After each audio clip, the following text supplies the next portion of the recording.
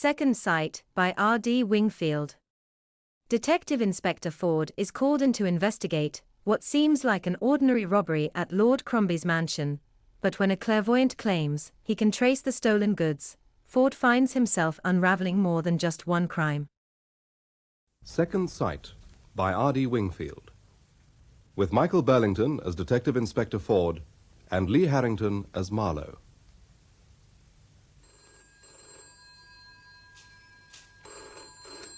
Melford, please. Huh? Well, keep looking. You must find him. The superintendent's going berserk. And I don't want excuses. Hold on. Inspector Ford. Yeah? That's all right, forget it. I found him.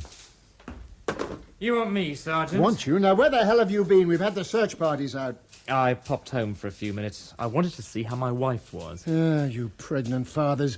And it wasn't a few minutes, it was over an hour. Sorry, Sarge. Abject apologies. Here, have a cigar in anticipation of the happy event. I should have told you I was going. I kept getting this niggling feeling something was going to go wrong. Well, something has gone wrong. There was a break-in at Lord Crombie's. The superintendent's been on 3 times asking where the hell you were. Oh. And there's a bloke waiting to see you in your office. At 1 o'clock in the morning? Who is he? Says his name's Marlowe. Never heard of him. Who's covering the Crombie robbery? Well, as you weren't here, his lordship had to be satisfied with a mere detective sergeant. I sent young Clark. Oh, well, for a sergeant, he's capable. And he doesn't sneak home every 5 minutes to see his wife. The superintendent wants you to phone him right away. I'll do it from my office. What did you say this bloke's name was? Marlowe. Oh, by the way, he's a clairvoyant. What? I tried to get rid of him, Harry, but he insisted on waiting for you. He says he's got some vital information. Just what I need. Flaming spirit messages. Mr. Marlowe? Yes? I'm Detective Inspector Ford. Sorry you've been kept waiting. I had to go out for an important case. I'm a bit pushed for time, I'm afraid. This won't take long, Inspector. I believe I am in a position to help you. Well, any help from members of the public gratefully received, Mr. Marlowe. Cigarette? I don't, thank you. Oh, very wise, sir. Are you usually out this late? It's 1 o'clock in the morning. Well, my information couldn't wait. I'm a clairvoyant, Inspector. So I understand, sir. I have the gift of second sight. I've helped the police before. Oh, I can't recall that, sir. Oh, not here. Your colleagues at Northfields. I used to live there. A young girl was missing. I told them where to look. Very interesting, Mr. Marlowe. As far as I can recall, we've got no young girls missing in Melford at the moment. But when we do, they found the girl, I suppose? She was exactly where I said she would be. And how did you know where they should look? I can't explain. Some sixth sense, an inner voice. I just knew. Just as I know I can help you with a case you're working on. Oh, what case is this? Excuse me. I must phone my superintendent. Carry on, I'm listening. It's a case involving goods valued at many thousands of pounds. Come on, Super. Wakey, wakey. What goods are we talking about, sir? Electronic gear? No, precious metals, gold, silver, very valuable. Yeah. All in a black plastic bag. That's no good, he's not going to answer. Oh, precious metals, eh? Not one of my cases, I'm afraid, Mr. Marlowe. You've got the wrong chap. There's no mistake. It's your case. You're working on it now. And I can help you. By clairvoyancy? Yes. Well, the old sixth sense has misfired this time, sir. But if ever I am working on a case involving gold, silver and black plastic bags, you'll be the first man I'll call in. Now, if you'll excuse me... You don't believe me, do you? You think I'm a crank? Of course not, sir. Do you mind knocking? Oh, Superintendent Skinner. Yes, it's me, Ford. Oh, I'm sorry. I didn't realise you had someone with you. It's all right, Superintendent. The gentleman is just going. Thank you once again for your cooperation, Mr. You'll Marlowe. be back to me, Inspector. Before the night's out, you'll be back to me. Beware the Ides of March. Who on earth was that? A nutcase, I'm afraid, sir. I did try to phone you. Couldn't get any answer. I got fed up waiting. A personal matter, sir. If it's a personal matter, I'm not interested. In my division, Ford, you do not become involved in personal matters during duty hours. Do you understand? Perfectly, sir. Now, what do you know about this break-in at Lord Crombie's? Very little. Not surprising, since you were unavailable when it happened. Lord Crombie phoned me. Woke me from the first good night's sleep I've had for ages to complain about Detective Sergeant Clark. He's a very experienced officer. But he's only a sergeant. Lord Crombie is insisting that we send a more senior officer. As befits his own exalted status. Exactly. So I'm putting you in charge. Get over there and take over.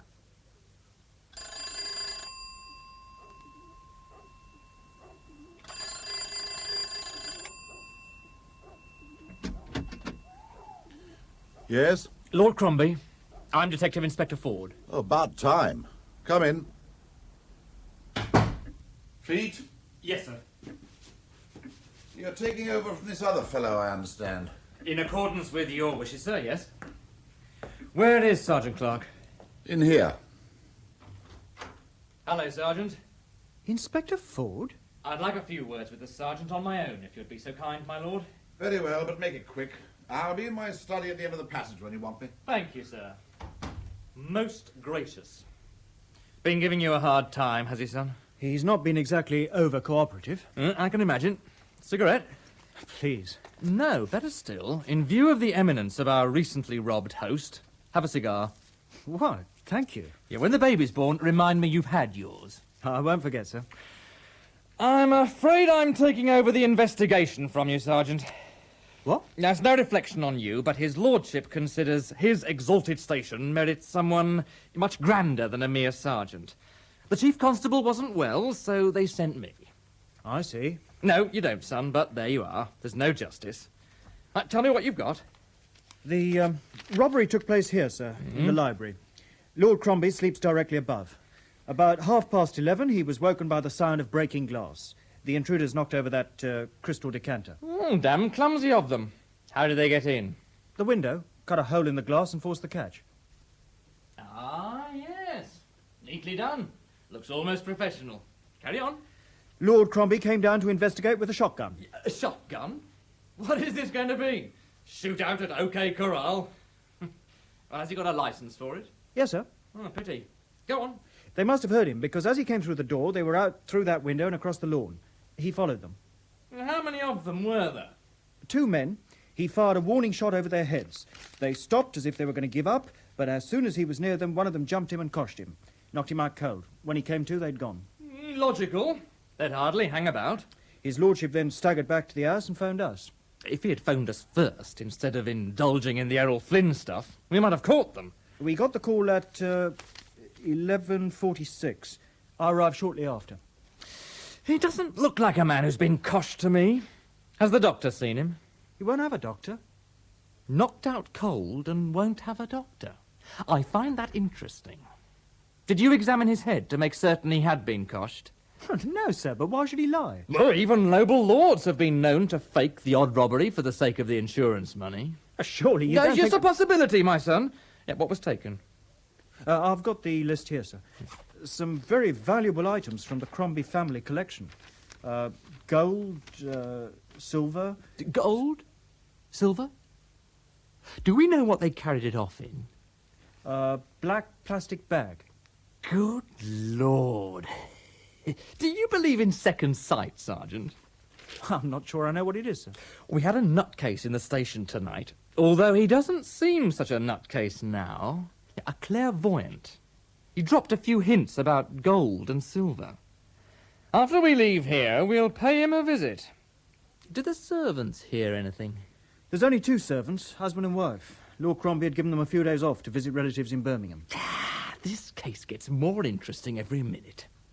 No fingerprints, the servants conveniently away, and a lump on a noble cranium that may not exist. And what's the value of the stuff they're supposed to have got away with? £25,000. You made me jump, my lord. I didn't hear you knock. I'm not in the habit of knocking at doors in my own house. How much longer are you going to be? Almost finished. I should hope so. You won't catch them by staying here. You've got a burglar alarm. Why didn't it go off? I've already told your sergeant. I stupidly forgot to set it. The servants usually do it, but they were away. It was the burglar's lucky night then, wasn't it? I take it you're insured. Of course. I see. Can you give a description of these 2 men? As I've already told your sergeant, they were in their mid-20s, medium build, longish hair, dark clothes. And that's the best description you can give us? If I could give better, I would. Oh, of course you would, sir. Would you recognize them if you saw them again? I don't know. It all happened so quickly. Oh, head still sore, sir. Let me take a look. I know a bit about first aid. Yes, there is a bump there. You sound surprised. Do I, sir? So, when am I going to get my valuables back? Difficult question, my lord. We haven't got much to go on, have we? No fingerprints. Very poor description. Perhaps I should have got their names and addresses. It would have helped, sir. But even if we do fail, you'll get the insurance money. I don't like that insinuation, Inspector. Insinuation, sir? I don't know what you mean. Come in the lounge, Inspector. I've kept the fire going. Thank you, Mr. Marlowe. It's freezing out. You keep very late hours, don't you? It's nearly 3 o'clock in the morning. I could say the same thing about you. I'm working. I'm on a case. I know. And I knew you'd be calling. That's why I've kept the fire going. I've been waiting for you. Oh? It's a robbery, isn't it? Items of precious metal. I told you about it earlier. You scoffed. Then make me eat humble pie, sir. You said you could help me. Not far from here, Inspector. I see the picture clearly in my mind. In a black, shiny bag. Buried. I can take you there. Sergeant Jarvis? Sir? Is Inspector Ford in yet? No, sir. I've been ringing his home. No reply. This really is too bad. It's nearly midday. Yes, sir. Did you know we recovered all the property stolen from Lord Crombie, sir? Yes, I've heard, but not from Inspector Ford.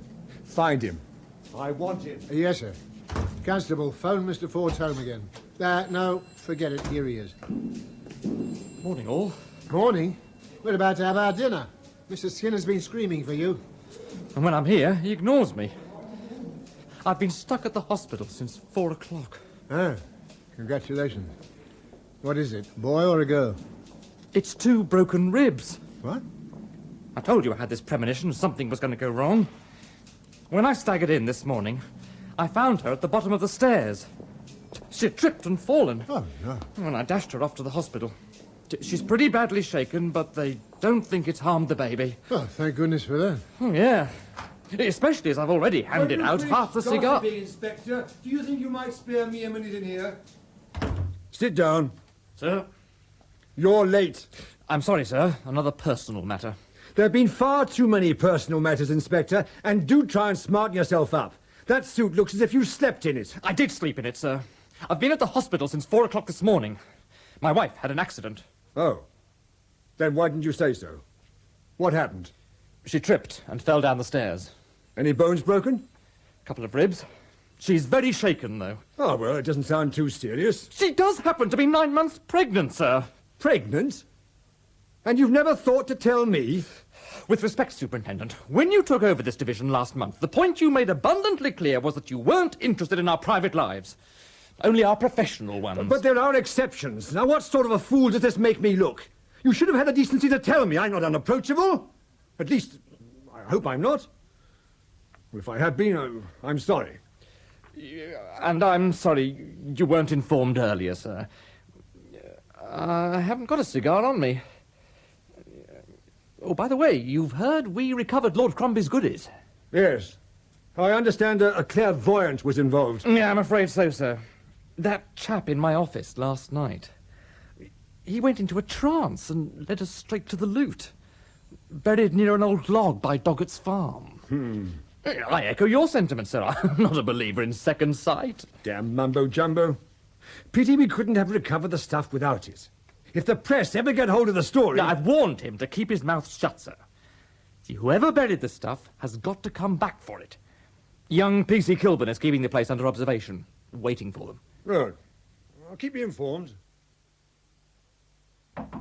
Come in. Lord Crombie's with me, sir. He's just going. Oh, come in, my lord. You identified the stuff, sir? All there, is it? Yes, thank you. When can I have it back? Forensic finished with it, Sergeant? Not yet. There's a couple of fingerprints they can't account for. They're running a check now. Another couple of days, then, sir. Don't worry, we'll look after it. Most of the staff are honest.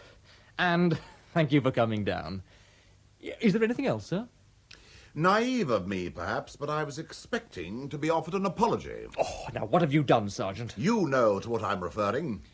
No disrespect, my lord, but until we've caught those responsible, I prefer to keep all my options open. Then see you catch them quickly. My guess is someone's upset him. Did you check on the all-seeing Mr. Marlowe? He's lived in the village for 3 years. Locals consider him to be a harmless crank. They say the same about me. What about this missing girl he helped find in Northfield? I've been on to Northfield CID. He told them where to look, they looked, and they found her. He'd given them plenty of tips on other cases, but this was the only one that led anywhere. I still think he's a fake. There are genuine clairvoyants, sir. If there are, I've yet to meet one. Daddy, trouble. I've got all the trouble I can handle, thanks. Try next door. PC Kilburn has radioed through. He's been staked out waiting for the crooks to return for the Crombie loot. And has anyone turned up? Anyone? Everyone's flaming turned up. He says the place is swarming with reporters. There's even a TV crew. A TV crew? Yes. What? No comment. That was the Melford Gazette. Marlowe's held a press conference. Clairvoyance second sight leads baffled police to buried treasure. I'm sorry the room's in such a mess, Inspector. I must open the window. Yes. Reporters do tend to smoke a lot, don't they, Mr. Marlowe? Heard about my press conference then? Yes, sir. Did I, or did I not, specifically ask you not to tell anyone? What harm can it do? Publicity's good for the cause. I've had a man staked out there half the night, waiting for the crooks to come back for the loot so we could grab them. But now you've blown the whole story to the press, so we don't stand a snowball's chance in hell. I'm sorry, I didn't realize. You're not that stupid, Mr. Marlowe. Of course you realized. It was all done for the publicity, wasn't it? The whole damn thing faked for the publicity. How dare you?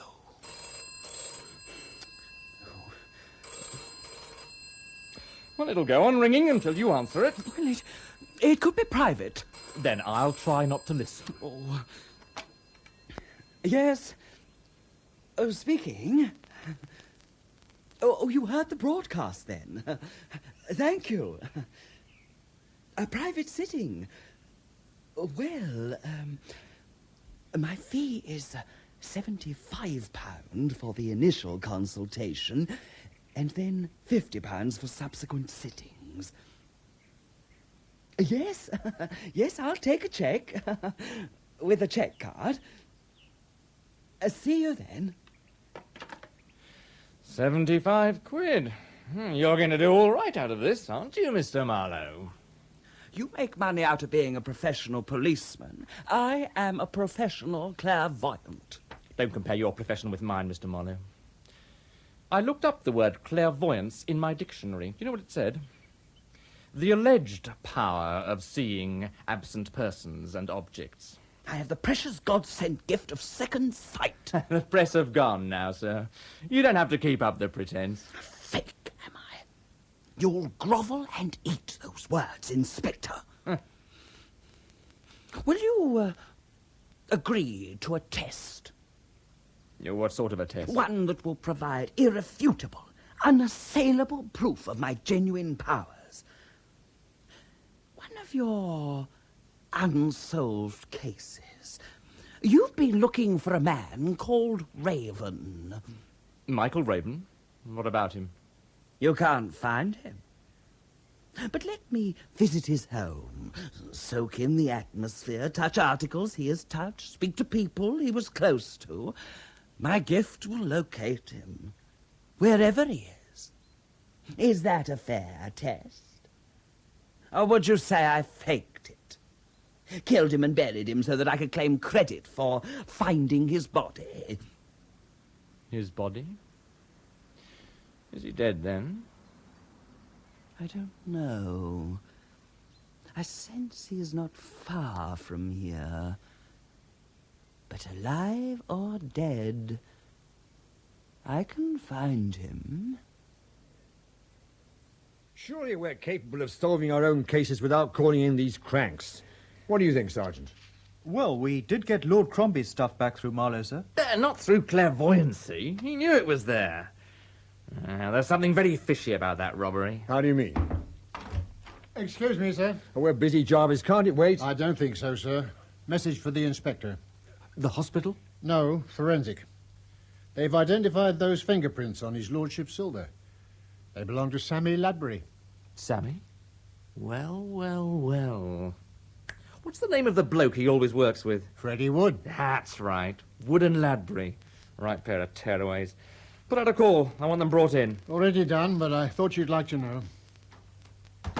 Well. Should I know these two?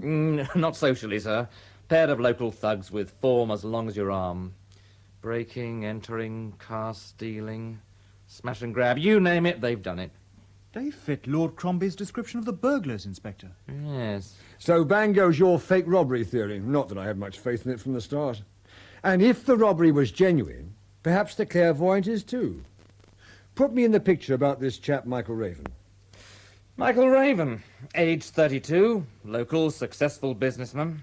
He disappeared with over £15,000 in cash on the evening of Saturday, November the 3rd, 3 months ago. He owned a chain of discount record shops, and he had the knack of knowing just what the kids wanted to buy. Yeah, screaming discordant rubbish. But expensive rubbish, sir. And they paid hard cash for it. So his big problem was getting this money to the bank. Now, Raven took it upon himself to go around all his shops late Saturday evenings and collect the takings, which he deposited in a night safe.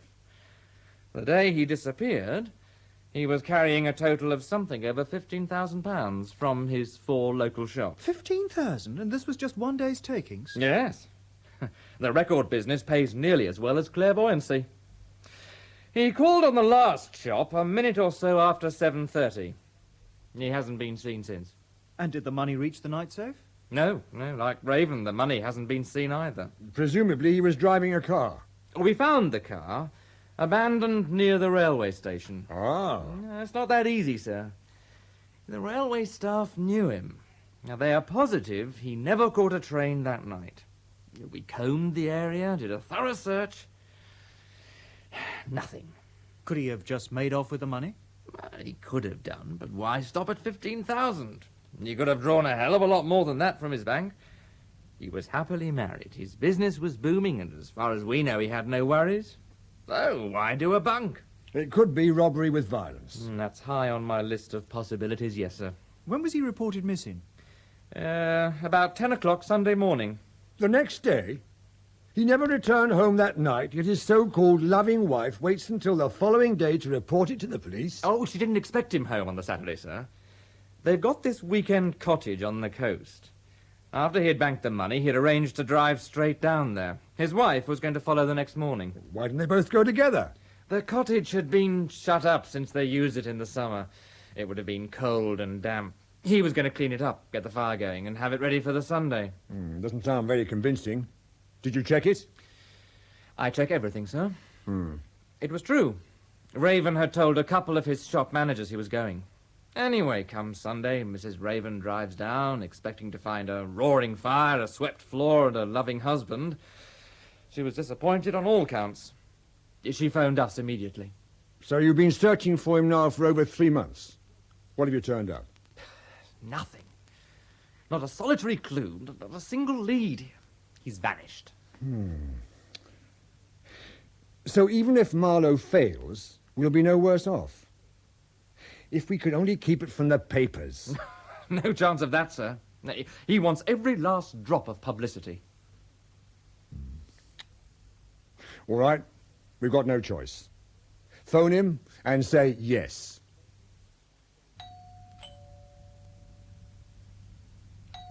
All right, I'm coming. Yes? Hello, Mrs. Raven. Inspector Ford. Any news? Have you found him? Nothing fresh, I'm afraid. Do you think we could come in? Yes, of course. This is my colleague, Detective Sergeant Clark. In here. Please, sit down. Can I get you some coffee? No, thank you. You've heard nothing, I suppose, Mrs. Raven? No. I didn't think you'd keep it from us. Cigarette? I don't smoke, thank you. You used to. Oh, I've given it up. Good for you. I only wish someone else had. Cigarette, Sergeant. Thank you, sir. The ever-grabbing hand. How is Mrs. Ford? Has she had her baby yet? Oh, you remembered. No, not yet. I think it's hanging on until the weather improves. But any minute now, actually. I'm very happy for you. Thanks. Mrs. Raven, do you happen to know a character called Marlowe? He's a clairvoyant. Clairvoyant? No, should I? Well, he thinks he'll be able to help us find your husband. But I should warn you, his methods are, well, they're hardly orthodox. We'd like to try an experiment. I'll try anything to get Michael back. Anything. In here, Mr. Marlowe. Happy home, I sense it. Mrs. Raven? Yes. My name is Marlowe. Trust me, I can help you. Will you get my husband back? I can't promise that. He may not want to come back. He may not be able to come back. But wherever he is, I'll find him. Give me your hand. My hand? Trust me. Thank you. Contact is important. Yes, you're an excellent subject. You were very close to your husband. Very close. I sense you've been looking for something of his. Something small. Something to do with an object in this room. This very room. Why, yes. Please, don't say anything. Just concentrate. Small. A metal. A key. Wow, that's amazing. I've been trying to open my husband's deed box. That box. You're looking for the spare key. Your husband took the only other key with him, but he hid the spare for safety. Hid it in this room. That desk. He sellotaped it to the underside of that desk. Oh, take a look, Mrs. Raven. No, you stay here, Mr. Marlowe. If he sellotaped it here, he would have told... It's there, isn't it? Yes, it's here. Have you ever been in this room before, Mr. Marlowe? To plant the spare key under the desk, you mean? No. I haven't even been in this house before. Try it in the deed box, Mrs. Raven. It'll fit. It does. I don't understand. There is much in this life that we don't understand. You're an excellent subject. You and your husband were very close. We are very close, Mr. Marlowe. Anything in the deed box that might help us? No, some old checkbooks and the weekly sales figures for the shops. May I see? Turnover's down a bit. It always is after Christmas. Did you do a good Christmas trade? Look for yourself. Would Michael have walked out with a mere 15,000 when we had that sort of money coming in? Doesn't make sense. And you're sure there was no other woman? As sure as any wife can be. There was no other woman. Well, how do you know? I just know. Can we make a start? What do you want me to do? Nothing. Your presence is enough. Could we have the curtains drawn? I'll do it. I find that music helps. This is an excellent audio unit, Mrs. Raven. May I play a record? Yes, of course.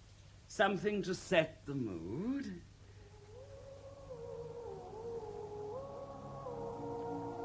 This, I think. Why did you choose that? I felt it was right. It's Michael's favourite. He was always playing it. Good. You won't mind if I move this coffee table closer to the fire? Pull the chairs around it? Sit next to me, Mrs. Raven. Sergeant and the inspector there. Turn out the light, Sergeant. I can't stand the dark. It's necessary. There'll be sufficient light from the fire. You see? Now, please join hands. This isn't a seance, is it? Just gently touch the hand of the person next to you. Complete the chain. Good. Now we can relax and listen to the music. Michael's favorite music. Where are you, Michael? Why is it so cold? I'm freezing. Cold? We're right in front of the fire. Oh, tell him to stop. I'm frightened. All right, Marlowe. Pack it in. Anne, help me. Help me, Anne. That's Michael's voice. Anne. Answer him. No! Why is it so cold in here? The cold. They left me to die in the cold. Die? What's he talking about? Nobody listen! Michael isn't dead! He's alive! He's coming back to me! Get him out of my house! Get him out! So she slung you out, Harry? Well, let's just say we beat a hasty retreat. What have you got there? Well, we dug up some gin on Marlowe. Old newspaper cuttings. Show me. Have a look at this, Sergeant. Professor Zodiac, Master of Mystery, Hippodrome Theatre. Zodiac is Marlowe. He used to tour the halls with this mind-reading act. A stage magician. Yeah, I knew he was a phony. Then how did he find that key? No, I don't know. I'll tell you something I do know, though. Did you notice Mrs. Raven was pregnant? If she was, it didn't show. Yeah, there's other ways of knowing. She stopped smoking. She used to smoke like a chimney. My wife was exactly the same. Well, my father stopped smoking, Harry, but he's not pregnant. Very hilarious, Sergeant. So, we're going corpse hunting. Corpse hunting? It's Marlowe's idea. We've borrowed Raven's car, and we're going to drive over the exact route Raven took on that last fatal night. According to Marlowe, this should let his psychic senses get a sniff of the buried body and lead us straight to it. All this mumbo-jumbo, it's ludicrous. When is this mobile seance going to take place? Later tonight, when I get back from the hospital.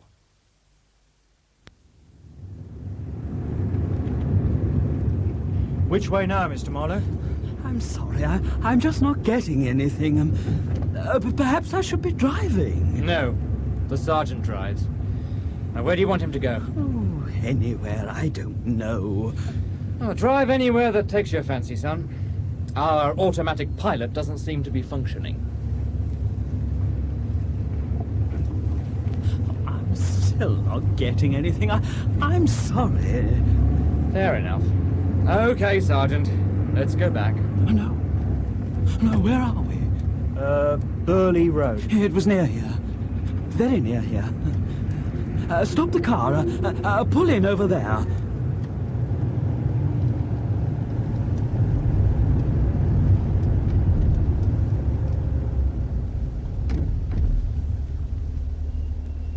Well? This is where Raven parked the car. The last shop he called at. It's near here. It's just round the corner. Yes, he parked the car, and they were watching him. I must get into the driving seat. All right, Sergeant.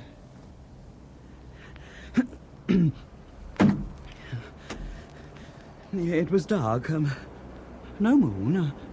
Just like tonight. Raven got in and closed the door. He put the bag with the money on the passenger seat and started the engine. So cold. So cold. That's the lot. Next stop the bank and then off to the cottage. Is it safe to let him drive, sir? No. Get ready to take over. I sense danger. Behind me. No one's following. Look, the sooner I get this lot to the bank, the better. I must drive faster. Careful, that light was red. Get ready to take over the wheel, Sergeant. I don't think he's with us. What is it? There's someone crouching in the back of the car. Hiding. Something hard pressed to the back of my neck. Don't turn around, Mr. Raven. It's a gun. And I'm very nervous. Pull over into the curb.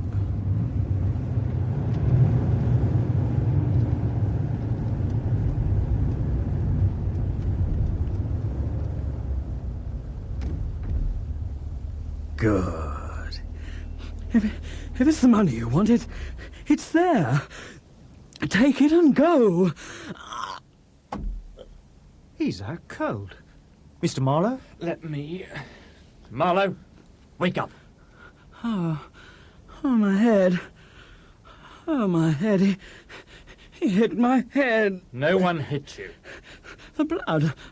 My head smattered with blood. There's no blood. Now pull yourself together. This is where it happened. This is where Raven died. Here. You mean in the car? They hit him too hard. They? 2 men, youngish, long hair. One hiding in the back, the other waiting here where we've parked. They didn't mean to kill him, only rob him. They hit him too hard. The air still vibrates and screams with their panic. Can't you feel it? They had to hide the body. They buried it. Where? Let me drive. I'll show you.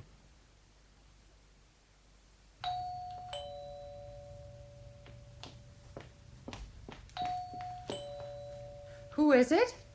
Detective Inspector Ford, Mrs. Raven. Sorry, I was in bed. It's us who should be apologizing, Mrs. Raven. May we come in? Yes, of course. Do you recognize this, Mrs. Raven? No, please, don't take it out of the polythene bag. It's my husband's wristwatch. And this? It's his signet ring. Are you absolutely sure? Oh, positive. I bought that ring myself for his birthday. Where did you get it? Mrs. Raven, I'm afraid I've got some very bad news.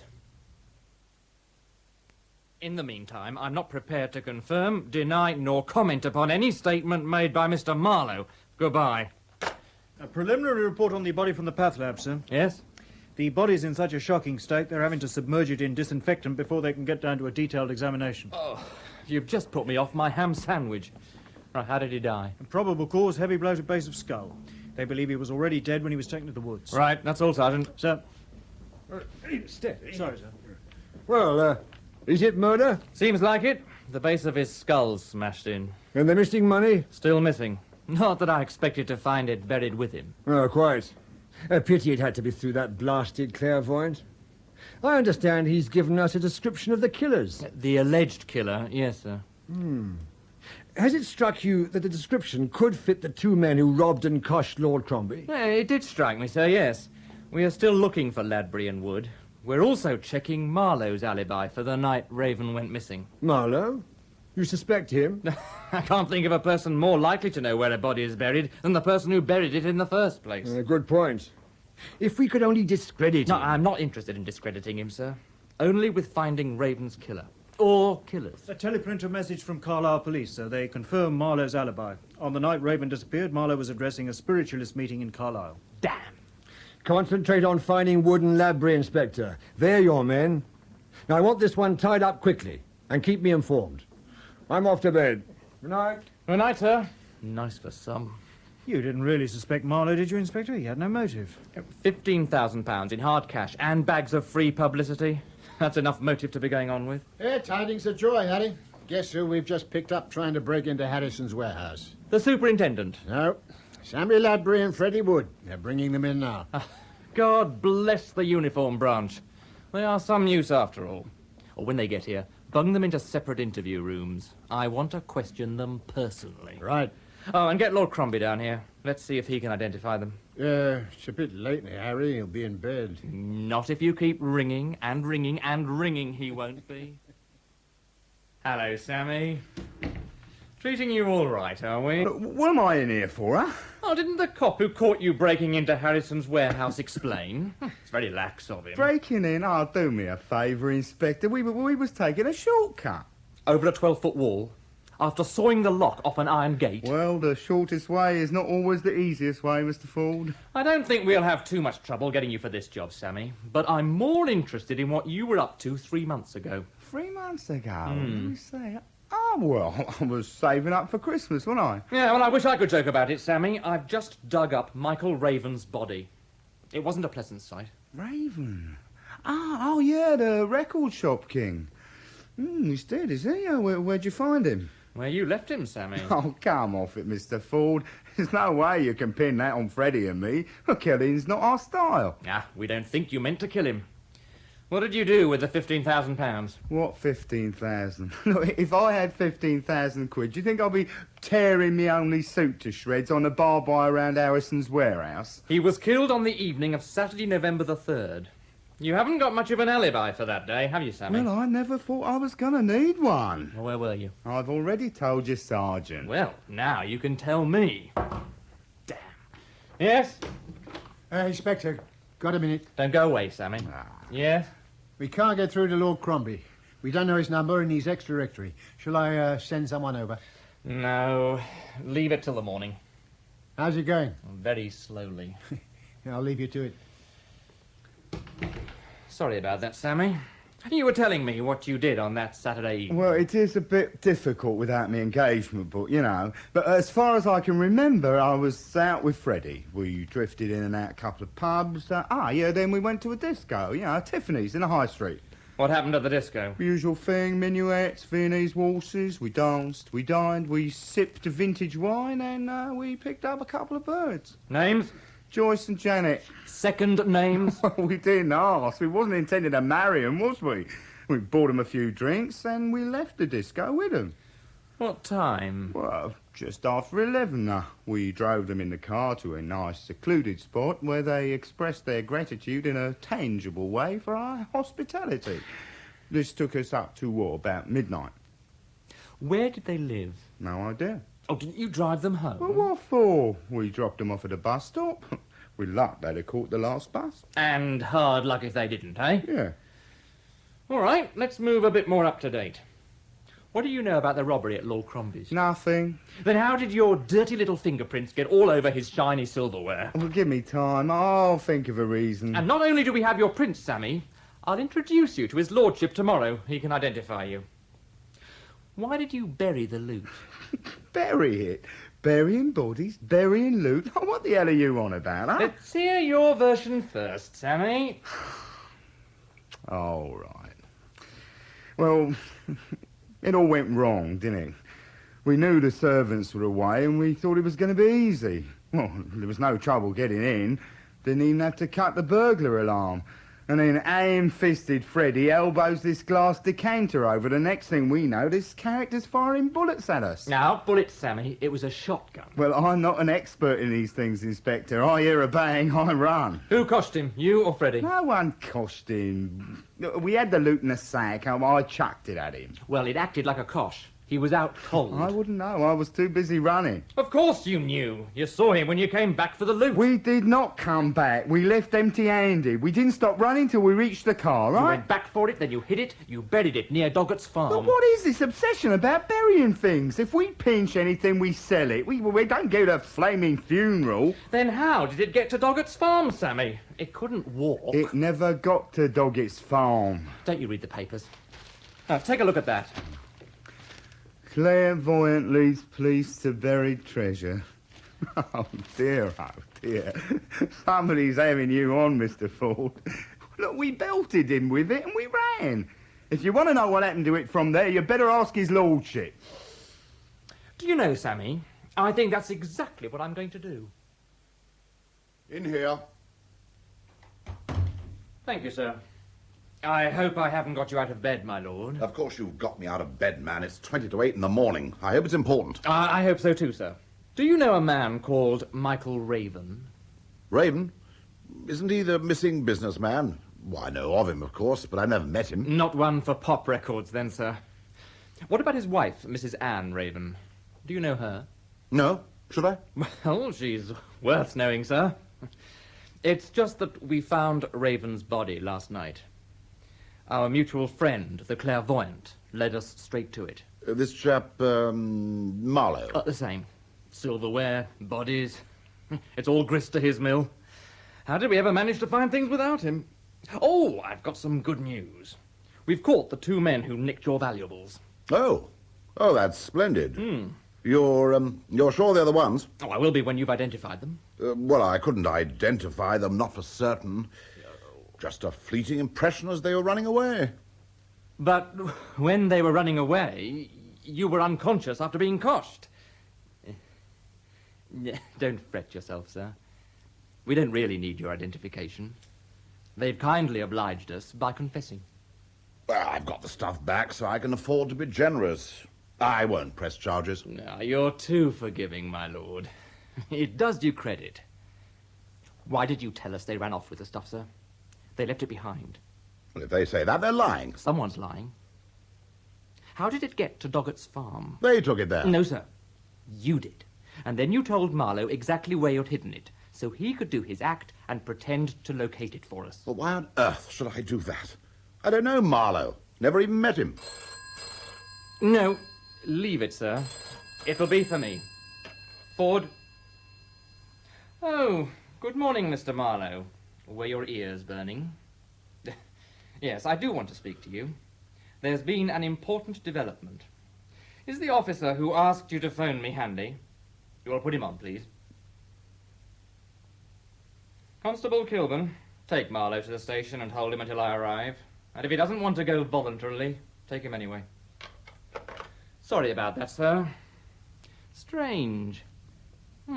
You solve one mystery, you get another. What do you mean? Well, you've got an ex-directory telephone number. Even the police don't know what it is. And yet, when I ask Marlowe to phone me here, he dials it without hesitation. An example of second sight, do you think? There are ways of obtaining ex-directory numbers, you know. Yes, sir. And the easiest way is for the person whose number it is to tell it to you. I don't know what you're talking about. I'm talking about the robbery. Or after the robbery. You hide the loot. Tip off Marlowe so he can find it for us. You give us a genuine description of the actual crooks, never dreaming they left fingerprints behind so that we could trace them and get their version of what happened. You accusing me of being involved in a conspiracy to deceive the police? I couldn't have put it better myself, sir. Are you saying I wasn't robbed? That I faked it? Oh, no, sir. The robbery was genuine, I grant you that. But you never anticipated getting robbed when you made your original plan with Marlowe. But when it happened, you decided to use it as an added attraction, so the phony Marlowe could appear even more genuine. And what was my original plan with Marlowe? The plan was for Marlowe to reveal to us where you had buried Raven's body. That'll still be for me, sir. Ford. Hello, Mrs. Raven. So kind of you to ring. Is my sergeant with you? Would you mind asking him to drive you to Lord Crombie's place right away, please? Yes, it's very urgent. Someone else who knows your phone number, sir. And I don't think we can accept second sight in her case. In here, Mrs. Raven. Although I expect you know the way. Why, no, I've never been here before. Oh, then you probably haven't met Lord Crombie. Good morning, Lord Crombie. You fool. I beg your pardon. Why did you phone here? But the inspector asked me to... Oh. Yes. I'm afraid I was being rather underhand and devious, Mrs. Raven. But don't kick yourself too much. Even without the phone call, I had a pretty shrewd idea that you and his lordship knew each other. He was involved in a fiddle with Marlowe. You were involved in a fiddle with Marlowe. So it was an odds-on chance you were all involved with each other. What fiddle with Marlowe? Well, he cleverly located a key you claimed you hadn't been able to find since your husband went missing 3 months ago. So? When you unlocked the deed box, it contained sales figures for your shops, up to last week. So you'd had the key. It wasn't lost, only hidden. You hid it so Marlowe could find it. Oh, why would I do that? Well, you wanted Marlowe to impress us with his supposed powers so he wouldn't be too skeptical when he led us to the body. The whole point of the exercise. But Marlowe has to be told before he can find anything. Which brings us to the vital question. How did you know where your husband was buried? All right, Inspector. No, Charles, no. We've no option. We should have gone to the police in the first place. Inspector, Anne, Mrs. Raven and I are lovers. Congratulations. What happened about the unfortunate, inconvenient husband? He was supposed to be going straight to the cottage. We didn't expect him back, so Charles spent the night with me. But your husband did come back? Yes. And caught the two of you in bed? Yes. Went berserk. And so would I. He tried to kill me. I swear, Inspector, he was trying to kill me. We struggled. He slipped and fell. He must have cracked his head on the stone curb by the fireplace. At first, we thought he was only unconscious. Yes. But he was dead. We didn't know what to do. So you took him away and buried him? Yes. No one knew he'd come back. The next morning I drove to the cottage as if I expected him to be there. And that's when I phoned the police. Well, you hid him very well. So well, we'd never have found him. So why didn't you let him stay hidden? Why did he have to be found? Last week I learned I was pregnant. Ah, the trained eye, you see, Sergeant. Sir? Who was the father? I was. Still, your husband had only been missing for 3 months, Mrs. Raven. You could easily have passed the kid off as his. I didn't want to pass it off as his. It's Lord Crombie's child. If it's a boy, it'll be his legitimate heir. Only if you were married. We want to get married. I see. You couldn't marry until your husband was officially declared dead, and the body was too well hidden to be found accidentally. We'd read about clairvoyants finding bodies for the police. We took a chance and asked Marlowe if he'd been prepared to help. What was his price? £500. And the publicity. Yes, he likes publicity. He's going to get a lot more. But not the sort he's after. So you're here at last, Inspector. Why am I being held? You're the clairvoyant, Mr. Marlowe. You tell me. Shall I give you a little clue? Your starter for 10. Lord Crombie and Mrs. Raven have made statements. They've told us everything. I was only trying to help them. Of course you were. All you wanted was 500 quid, the publicity, and the chance to pretend you were genuine and not a cheap little fake. I am genuine. I found that girl. I told them where to look. I have the gift. The genuine gift. It's just that people expect me to turn it on to order. I can't do that. Sometimes I have to pretend. I have to use trickery. Sometimes. Always. You think so? You really think so? Bad news. There'll be bad news from the hospital, Inspector. What? Bad news. Very bad news. Don't try to frighten me with your phony magic act, Marlowe. It won't work. That's the hospital on the phone now. The ward sister. Come on. If I'm a cheap little fake, what are you waiting for? Why don't you answer it? Clark! Sir? Answer that bloody phone! Yes, sir. Yes? It's the hospital. I told you, Inspector. I see. Yes. I'll tell him. Well? Our boys are.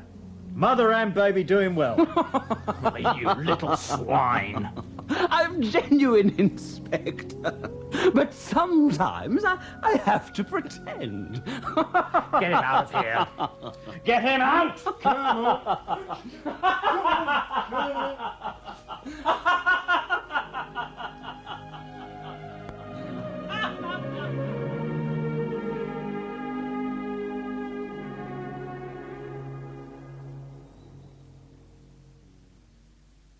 In Second Sight, the cast was Detective Inspector Ford, Michael Burlington, Marlowe, Lee Harrington, Police Superintendent Skinner, John Forbes Robertson, and Police Sergeant Jarvis, Malcolm Hayes.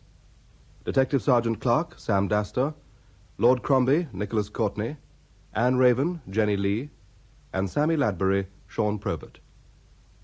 Second Sight was written by R.D. Wingfield and directed by Jerry Jones. Colder Than of Late by Ken Whitmore, My God. The mill band marching through the snow up to their ankles. There's a bonfire up the road. People linking hands and circling round the fire. Talk about pagan rites. Even if the villagers have been tortured by a vindictive, spiteful grasping woman, Superintendent Baxter doesn't expect her murder to be a cause for celebration. Colder Than of Late by Ken Whitmore. And finally, the weather prospects for the north region. A bright, frosty night is forecast. She'll be here at any minute. Woman, the It weather. will be colder than of late, but the severe northeasterly winds should abate towards dawn. And there is a likelihood of snow on the hill. Norman, Miss Moraine. Let him finish, The Sarah. further outlook is for a continuing cold spell with falls of snow, heavy in places, likely to affect the entire region. There, that's her. This is the north region of the BBC Home Service. Now, tell her we want no pencil writing. now- Get it in ink. Henry You Hall tell her. and the BBC Dance Orchestra. Anybody'd think you were scared of her. All right, I'm coming. Well, you're in a tearing rush to open up to a starving soul, Sarah Minshall. What's the matter? Is the house afire? Oh, Miss Moraine, I'm sorry. I came just as soon as ever I could. Let the old witch freeze to the doorstep. Is that what Norman said? Then you'd get a soft-headed landlord who'd drop the rent to £10 a year. Or maybe an out, eh? Here's the rent book, Miss Moraine. Well, let me into the hall, then. Can't see in this dark. Never mind my fingers dropping off with frostbite. Just mind that step. It's right icy. I can see I threw good brass away decorating these walls for you. Some folk just don't respect other people's property. Norman decorated it himself, Miss Moraine, if you remember, and it's peeling off the walls because of the damp we've been telling you about Damp? ever since. Bad paper hanging, more like. This row of cottages has stood here hundreds of years. They're in the guidebooks. A charming group fronting the quaint old high street. That's what they call them. These walls are as solid as your Norman's head. Now, none of your nonsense, and let's see the colour of your money.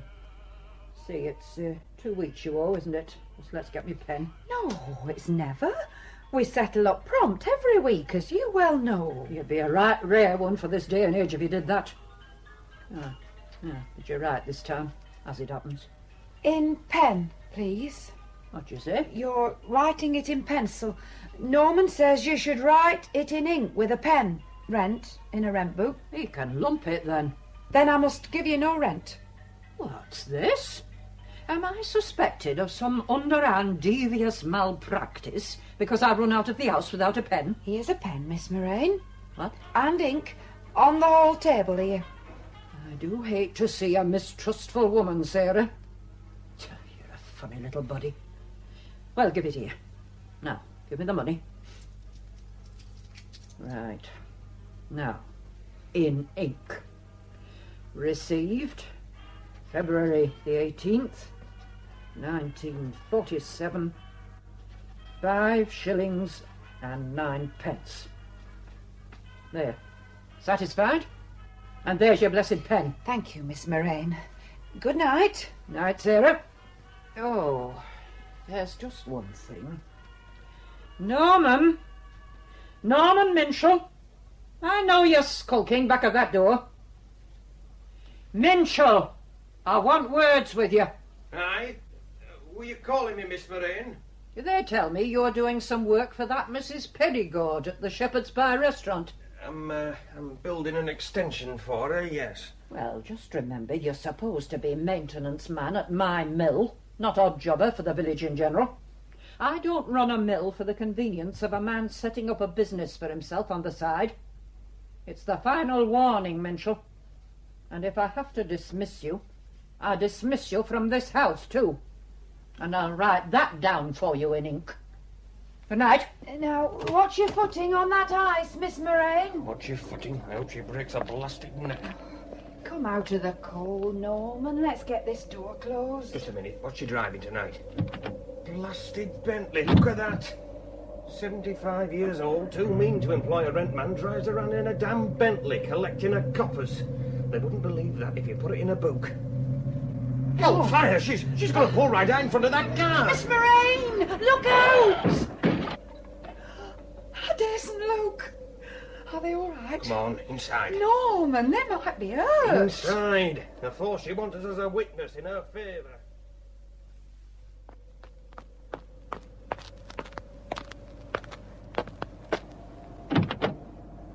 Are you all right in there? Madam, are you all right? It's not a blessed speedway track. Why don't you look where you're going? Are you all right? Is my car all right, that's all. Here, out of my way. Let me out. Blessed speed hogs. Now, I should sit quietly for a minute. You've had a shock. Are you going to let me out? And you can loose hold of my elbow. I'm no invalid. This road's a sheet of glass. Right bash. This is going to cost you a good few weeks' pay, young man. I beg your pardon? Oh, look what you've done to this mudguard.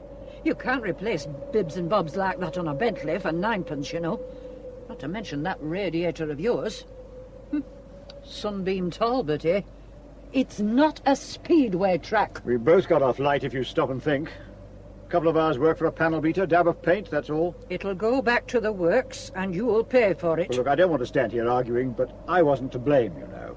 I suppose you'll be saying I was in a minute. Look, I'm prepared to forget it. I'll bet you are. I've taken a bigger clout than you, and you did cut right out in front of me. I'll trouble you for your name and address. This is a reckless driving case. I think you're right. Name and address. All right, I'll write it down. Few some paper here. My wallet, yes, and a pen.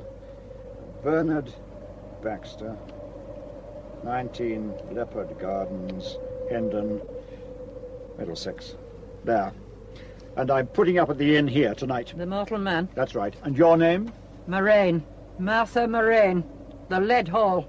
2 miles up the road on the edge of the moor. Moraine? Heard of me, have you? No, it's just the name, Moraine. It means an infectious disease of cattle, doesn't it? If that's meant as sarcasm... Look, Miss Moraine, I advise you to go home, get a good night's rest, and get your car into a garage in the morning, and then forget all about it. It's a good offer. Listen, Mr. Baxter, I'm getting browned off with you. Will you please let go of my coat? Are you aware of my standing in Gimmerbeck? I practically own this dale. The chairman of the bench is a very good and close friend of mine. Let go of my coat. The village police sergeant and me have an understanding. We've no time for road hogs in this dale. Oh! I warned you about holding my coat. You bullying devil. Strike an old woman of 73. I'll have you up for assault and battering. And could I just point out to you, Miss Moraine, or Mrs. Moraine, whichever the case may be, that under Section 16 of the Offences Against the Person Act of 1861, you just committed an unlawful assault on me by placing your hands on my coat. Good night. Baxter? Yes? You give me £50 and we'll say it never happened. Good night. Was the meal satisfactory, Mr. Baxter? Thank you, it was very good. Will there be anything else? Oh, you might put a couple of bottles in my bed. It's like the Arctic up there. That's been done, sir, and I've lit you a fire. Oh, thank you. Thank you. Are there any other guests? Just one gentleman, Mr. Grinton.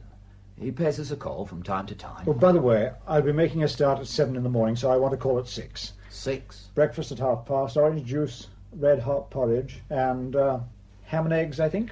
Well, sir, ham and eggs, what with rationing? Oh, we are in the heart of the English countryside, aren't we? A pig in every parlour, a hen under every bed. Don't tell me you live on Walton pies and snook up here. There is the law, Mr. Baxter. Oh, we come face to face with it at every turn, don't we? Here you are. Would a couple of pounds help to defray any fine you might incur?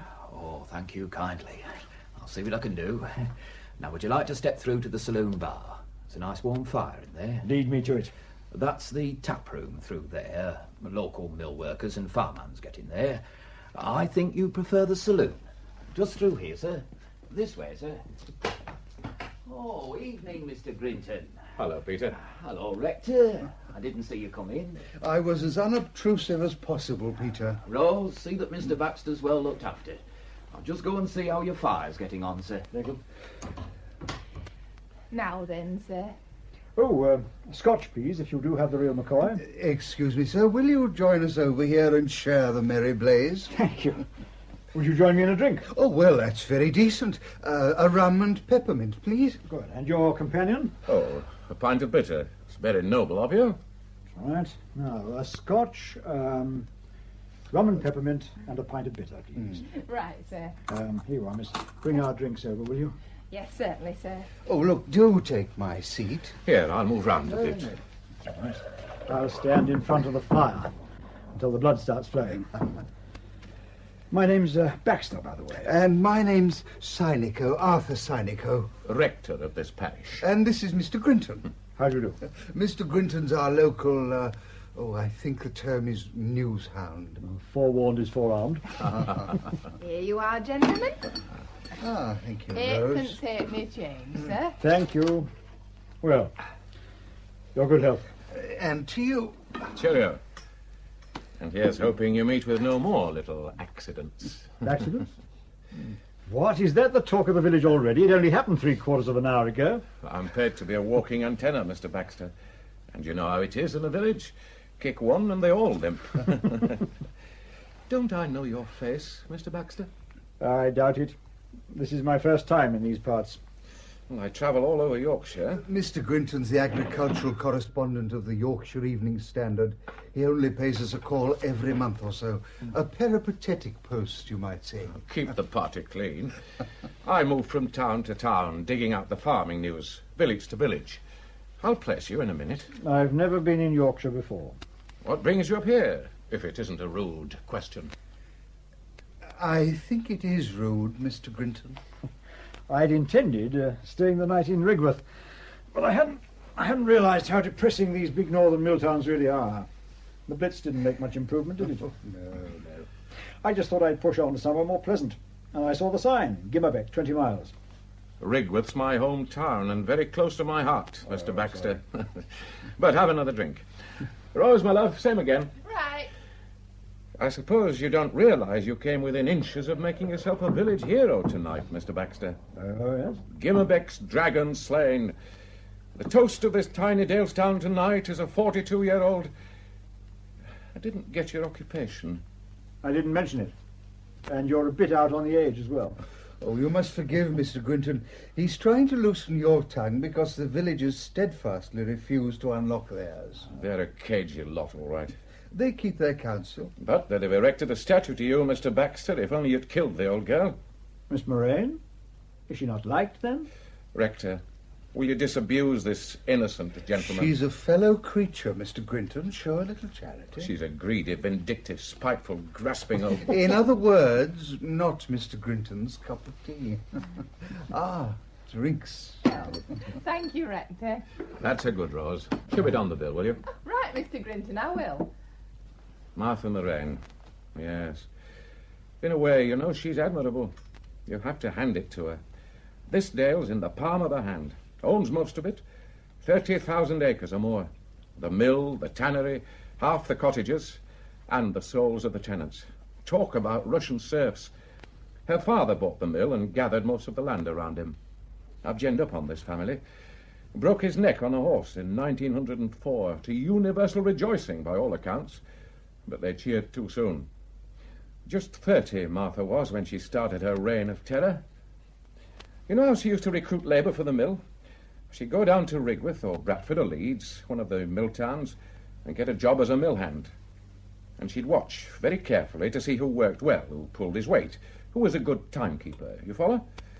Then, when she'd marked down the cream of the workers, she'd sidle up and tempt them to Gimmerbeck. Pure country air, security of employment, a cottage by a beck. And then? The rude awakening. Exploitation, Mr. Baxter. The threat of eviction if you put a foot wrong. I'll tell you, one of these mill hands, in about 1910 or 11, wasn't it, Rector? What? The woman who died. Oh, before our time. About 1910. Getting on for 40 years, anyway. One of the mill hands she brought up from Rigworth went and died. And Martha Moraine, no messing about, gave his widow notice to quit the cottage the day after the funeral. Winter it was. Night like this, I shouldn't wonder. The widow leaves her child with a neighbour, little boy of 4 or 5, says she has to run an errand, and off she goes. 2 days later, she's found frozen to death on the moor. What was the woman's name, Rector? Her gravestone's in a corner of the churchyard, but I must confess I haven't looked at it for years. What became of the boy? Is he still in the village? No. Back to Rigworth, I suppose. Relatives or what have you. Some said the woman called at the Lead Hall. That's Martha Morane's house. You pass it on the way to the moor. They say she called on Martha to beg for one more chance, but got turned down flat and just wandered onto the moor to die. It sounds a bit far-fetched. Listen, Mr. Baxter, I could tell you more tales about Martha Morane. Oh, really? Well, what about the brass band? Brass band? She confiscated their instruments. This is only about 18 months ago. The Gimmerbeck British Wool Brass Band. Quite famous in these parts, Mr. Baxter. Most of the instrumentalists work at Miss Morane's mill. They went down to a contest in Manchester and won first prize. Then they started celebrating. Well, next morning, I don't think one of them turned in on time at the mill. Next band practice, they go along to the old loom room where they keep their instruments and do the rehearsing, and their instruments have gone. What's this? Oh, says Martha, I've suspended the band for a month. Next time it'll be the sack. Then there's George Sarum. Yes? Bit of an artist with the paintbrush. Only got one arm. Just about scrapes a living doing local landscapes, as far as I can see. He's one of Miss Morane's tenants, little cottage down by the river. And she's taken him to court for non-payment of rent. No. But the thing is, you see, Sarum's wife says she paid the rent, only Miss Morane entered it up in the rent book in pencil. Who would you believe, Mr. Baxter? Oh, bless me, 8 already. I'm afraid you really must excuse me. Oh, Rector, I'd like a look at your church. Church? It's a hobby of mine. Architecture? I go in for the Norman period. Yes, well, we're Norman, all right. At least originally. We've still got a pure Norman doorway, the heads filled in solid with beautiful sculpture to the top of the arch. Oh, look here. Come to the rectory for a sherry tomorrow. I'm leaving at 7 in the morning. I've got to be in York by 10. Would you mind if I stroll along with you now? You don't understand. The church is on the fell, you see. The fell? And jolly inconvenient, too. A stiff climb of getting on for a mile. Fortunately, the rector is down here in the village. Sometimes the snow stops us using the church for weeks on end. The parishioners have never acquired my knack of climbing mountains. Mr. Synico's a man of many talents. He's the leader of the Gimmerbeck Mountain Rescue Team, for one thing. Don't let that dog collar deceive you. You see, Mr. Baxter, the shepherd of Christ's flock in this parish must be a man of resourceful parts as well as strong and simple faith. And now I must bid you good night. It was awfully nice meeting you, Mr. Baxter. I wish you a safe journey in the morning. Goodbye, Grinton. I'll be seeing you. Good night. Skinflint. What did you say? Walking out without buying his round. Strange, that. He used to be very free with his brass once upon a time. I believe his father left a very long stocking. Huh? Plenty of cash. Some good paintings, too, I believe. You know, I wouldn't be surprised if the rector's gambled it all away. He wouldn't be the first sporting parson. And women. What? Right now, it wouldn't surprise me if he's off to see Mrs. Perigord. Oh? Keeps the restaurant just up the road from here. The Shepherd's Pie. A very nice piece, Charlotte Perigord. Well, isn't he married? Oh, yes. Pretty happily, on the surface. Well, I think I'll take a stroll and stretch my legs. I've been driving all day. Where from? You know, I'd kick myself if I leave here without taking a look at that Norman doorway. What's going on in York? How do I get to it? York? The church. Are you serious? Go 500 yards up that fell and you'll die of exposure. The Corpse Road will be thick with ice. Corpse Road? The lane up to the church. Nasty spot to break a leg. Of course, if you want to supply me with a crisp little story for tomorrow's first edition, Stranger freezes on fell. All right. You've talked me out of it. I'll go and take a look at the village. Fresh air fiend, aren't you? I like to study the makeup of these little out-of-the-way places. In the dark? There's a full moon. Is there anything worth looking at? On a miserable Monday night in Gimmerbeck. It's just a typical Dale's village, that's all. 100 or 2 little stone cottages, a few Georgian places.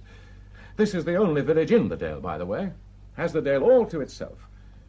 Of course, you'll see a few little lights winking up in the hills, the farmhouses. The village is full of trippers in the season, hence the home-knitted woolens and knick-knack shops. The place couldn't survive without tourism, really. Yes, I see.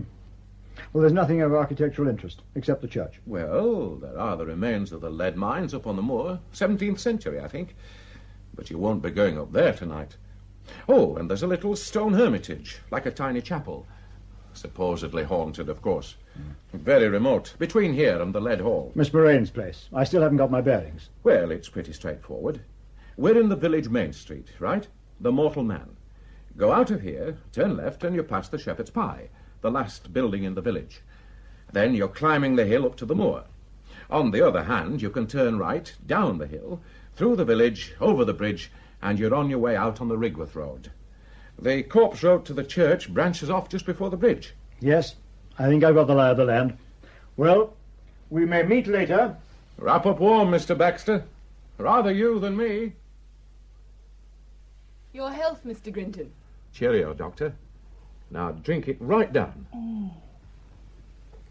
Ah, that's good. You can't beat a brandy.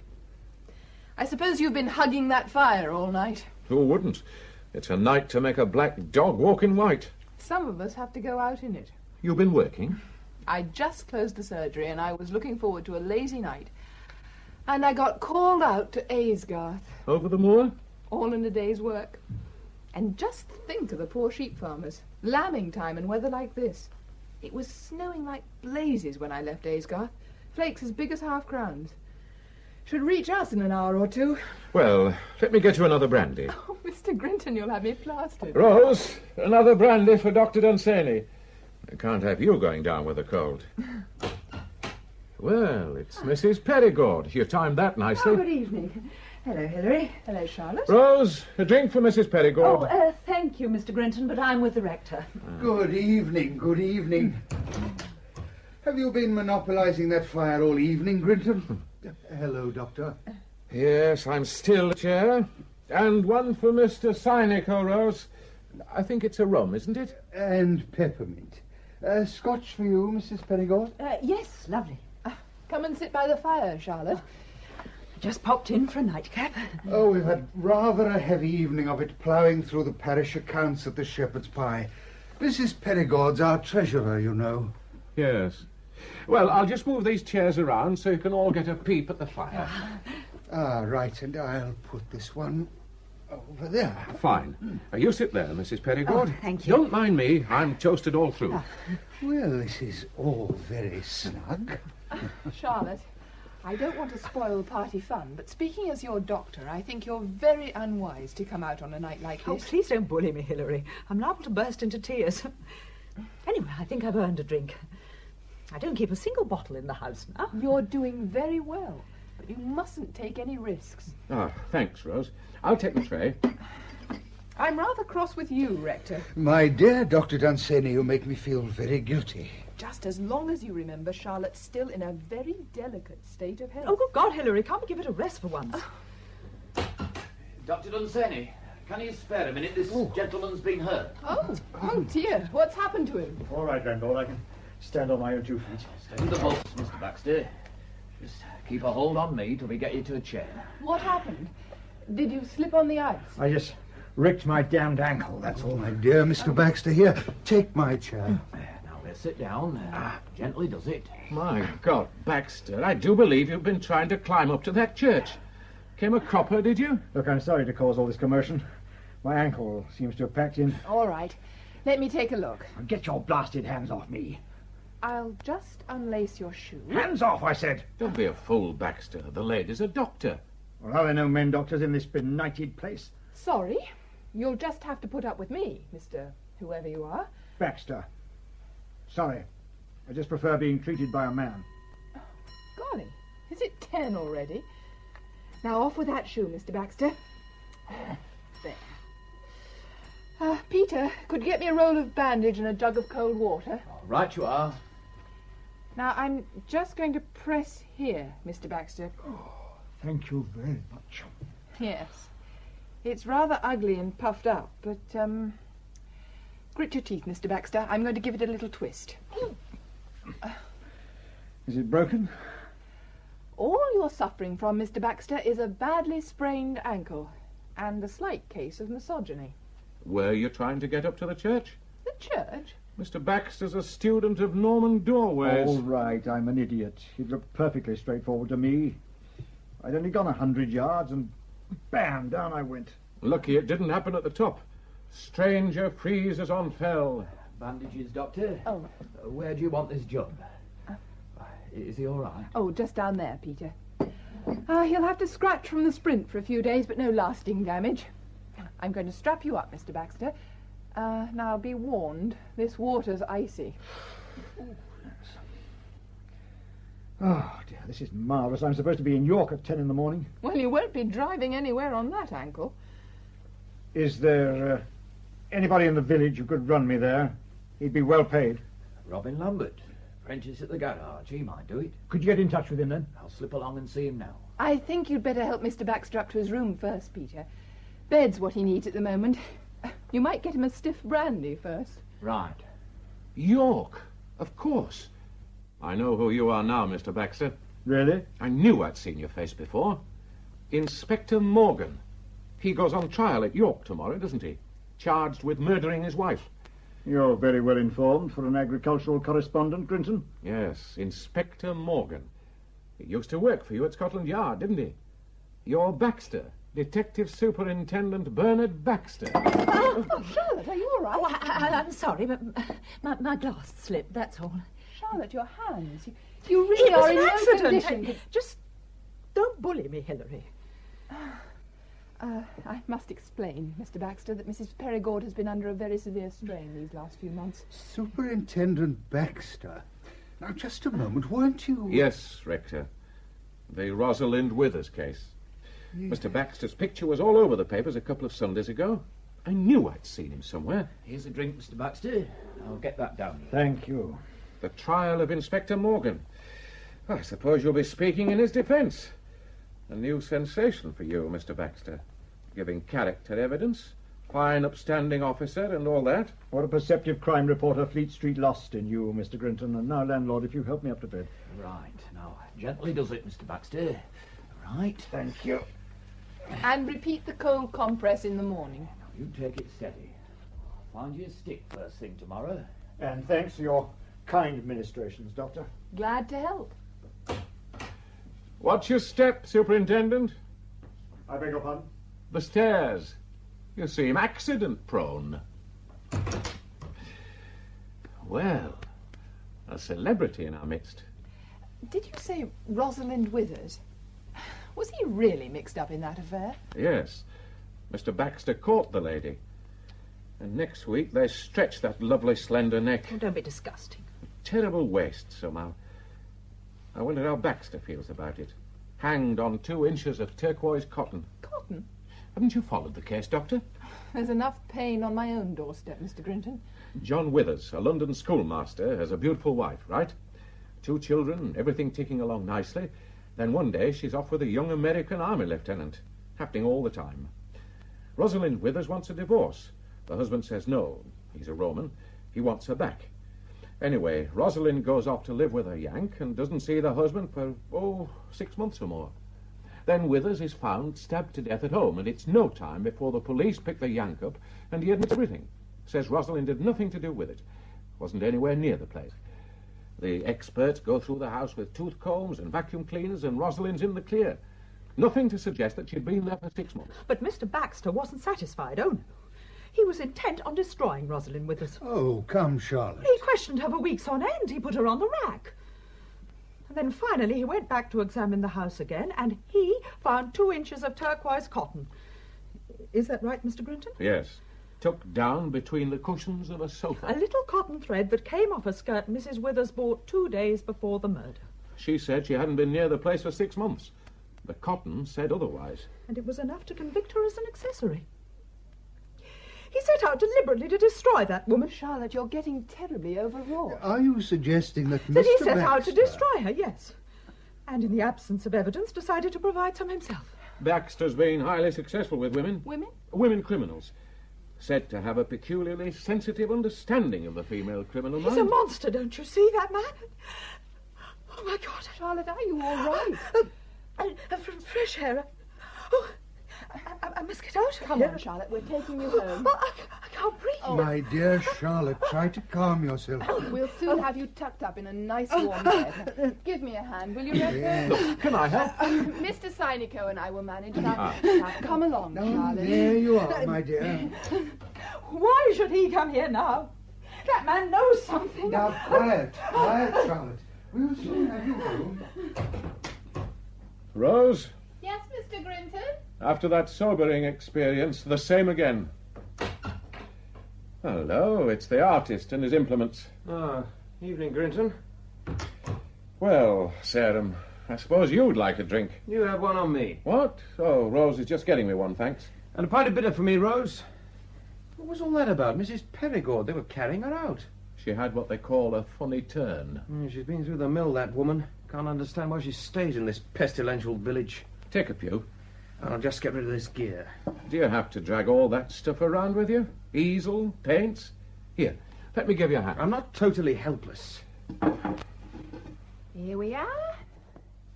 2 pints of bitter. Thank you, Rosie. Keep the change. Oh, thank you, Mr. Sarum. What's happened? Have you sold a painting? Let's just say I had a stroke of luck. Are you going to win that court case against Miss Moraine? I'm not going to lose it. Cheers.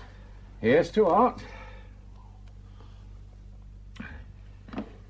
You been up on the moor tonight? The moor? Who told you I've been on the moor? I'm a perambulating antenna. They tell me you're painting the village by moonlight. Been up there 1 or 2 nights now, haven't you? How the hell do you keep from freezing to death? Brazier. And I keep in the lee of the wall. This the masterpiece? Could I just have a peep under the cover? Get your hands off, Grinton. All right, no need to snap my head off. It isn't finished. I'd like to write a piece about you, Sarum, for the paper. You're a colourful village character, you know. No, thanks. It could sell a few canvases. I can survive without that kind of publicity. Penniless, one-armed artist paints village by moonlight rubbish. Can't I find anything better to write about? In Gimmerbeck? Don't make me laugh, Sarum. Nothing ever happens in Gimmerbeck. Hello. Hello. Oh, thank God, I thought the line was down. Is that copy? Oh, good morning, Ethel. Stan Grinton, yes. Oh, just 7 or 8 paragraphs, yes. You ready? Right. From Stanley Grinton in Gimmerbeck. Thick snow was today hampering the search for a wealthy woman landowner aged 73 who vanished last night in the small Yorkshire Dales village. No, make that township. The small Yorkshire Dales township of Gimmerbeck, population 410. New Power. As a fierce blizzard swept down from the northeast, painting the landscape white and obliterating almost every landmark, the hunt for Miss Martha Moraine, M for Mary, U-R-R-A-I-N for Nellie, was led by the local mountain rescue team under the command of the rector of Gimmerbeck, the Reverend Arthur Sineco. S-I-N for Nellie, I-C-O. New Power.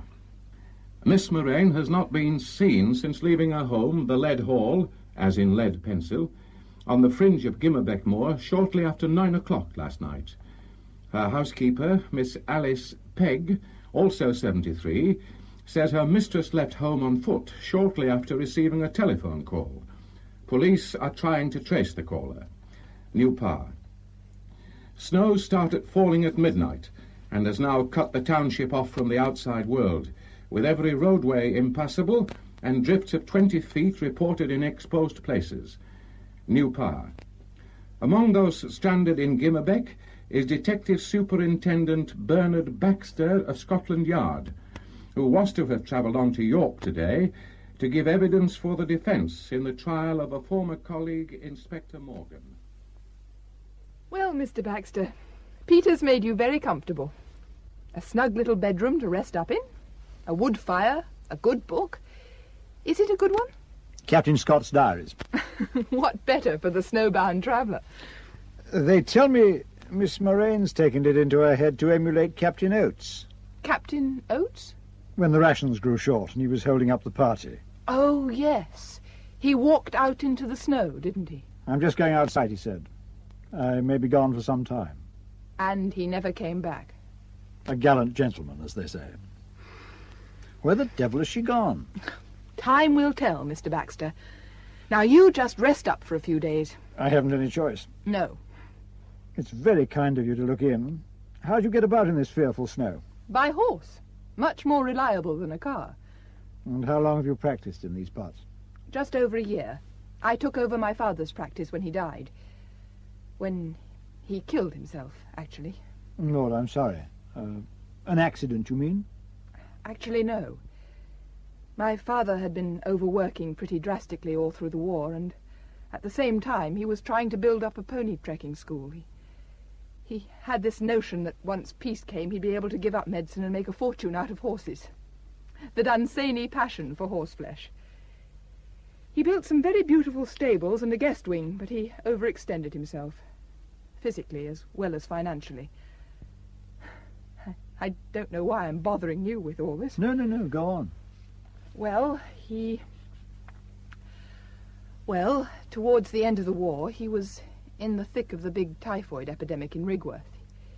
He was running his own practice up here during the day and driving down to Rigworth every night to lend a hand in the isolation hospital. He got hardly any sleep, and he wasn't in his first youth, you know. My mother died in the middle of all that, and it just poleaxed him. And then, about 18 months ago, 3 children here in the village died of influenza, and it seemed to prey on his mind. He took an overdose a few weeks later. My God, that is rough. And you were away when all this was going on? I was serving as a doctor in the Wrens. Overseas? I was in Egypt when he died. They let me out to take over his practice. And the pony trekking school? Oh, that's gone. When they came to wind up the estate, it turned out Father had sold it to Miss Moraine for hardly anything at all. Could you pass the salt, Mr. Grinton? There you are. Thanks. I can't stand porridge without salt. I never thought a time would come I'd be having breakfast 2 days running with Baxter of the Yard. Have you telephoned your thrilling daily instalment? Well, I've got to catch up with overnight developments first. They'll never find her, you know. Really? Just a feeling I've got. Newsman's nose. She'd gone down a mine shaft. Mine shaft? The lead mines. The moor's riddled with open shafts. Oh, excuse me. Am I addressing Superintendent Baxter? Why, yes, Sergeant. Come in. Close the door, will you? Sir, we've found her. Miss Moraine. Sorry, Sergeant, I didn't get your name. Oh, I'm sorry, sir. Titus. John Titus. Yes, Sergeant Titus. I've just been on the telephone to the Chief Constable in Rigworth, and I mentioned that you were in the village. He's very anxious for you to take the case over, sir. The case? Well, as I'm the only policeman in the place, sir. The roads won't let the detectives in from headquarters. Tell me what's happened. About 3/4 of an hour ago, sir, some lads and lasses were skylarking up on the Moor Road, sledging and snowballing afore they went to school. One of them spotted this snowman in a field, on the right-hand side as you go up, between the little hermitage place and the lead hall. A snowman? Sort of leaning against this tree trunk, an old silver birch set well back in the field. So they started snowballing it, this snowman, the lads and lasses did, and a right queer thing happened. Its head came off, only there was another head underneath. The lads and lasses had a bit of a start, because it was a human head. Miss Moraine. Leaning? Leaning against a tree? Tied to it. Tied with green baler twine. Those poor wenches were in a terrible way. What with the empty eye sockets, all bloody and gaping. It's not pretty. What do you mean, empty eye sockets? Missing, sir. Gone. Pecked out, most likely. Crows. Just like when a sheep's trapped in the snow with its head sticking out. The crows come along and take their eyes. Mr. Grinton tells me Miss Moraine received a phone call on Monday night. Yes, sir. And then went out. I've been trying to trace the caller, sir. You've checked with the telephone operator? Miss Limeburner, she runs the switchboard in the village, says she can't remember anybody making a call. Can't remember? Says she makes a point of not interfering in other people's business. Her job's just to put calls through and then wipe her mind clean like a blackboard. So she says. Have you worked on a murder inquiry before, Titus? No, sir. Just enforcing the agricultural bylaws and putting the wind up the poachers, eh? Oh, well. How long have you been the local bobby? I came back in 1945, sir, in November. Back?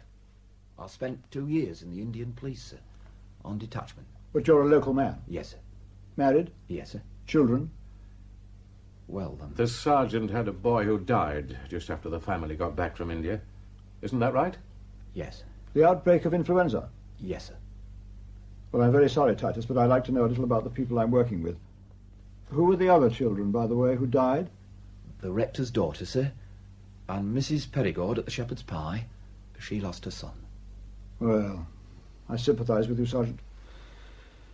Now then, we're just a little under strength, aren't we? Do you write shorthand? No, sir. Use a typewriter? Just 2 fingers. That's a nuisance. And I can't work from an armchair, despite this idiotic ankle. I'll need a driver. There's nothing to stop me driving you about, sir. We won't be able to afford the luxury of going about together, Titus. There are jobs for you and jobs for me. Can you rely on a vehicle to get me through this snow? You can have my Jeep, sir. But no driver. Grinton. Yes? You know your way around, don't you? You've been trained to observe. What? You can take down a shorthand note and rattle a typewriter, can't you? Now, just 1 minute, Mr. You can Baxter. drive a jeep. Now, you know the people and the territory. Look, Mr. Baxter, I don't feel inclined to do any dirty work for the police. Oh, you disappoint me, Grinton. Eh? This is a unique chance in the life of a reporter to be right in on the hunt. Think of the story you'll have when it's all over. Are you serious? Are you one of those journalists who combine reporting with photography? Well, yes. Then you're perfect in every way. Could you go and load your camera, please, and meet us outside in 5 minutes? Oh, and Titus, bring a stiff yard brush with you, will you? Yard brush, sir? That's right. Where are we going? It's time we had a look at the body. Now, where did I put that confounded walking stick?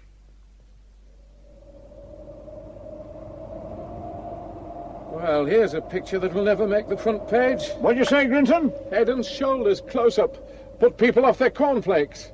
How many more do you want? Just fire away until the camera's empty. Is there any way of telling how long she's been dead, sir? It's a question of body heat and the degree of rigor mortis, and as she's frozen stiff, that's out of the question. Now, this brush, Sergeant, give it here. This is what I want you to do, see? Just brush the snow away.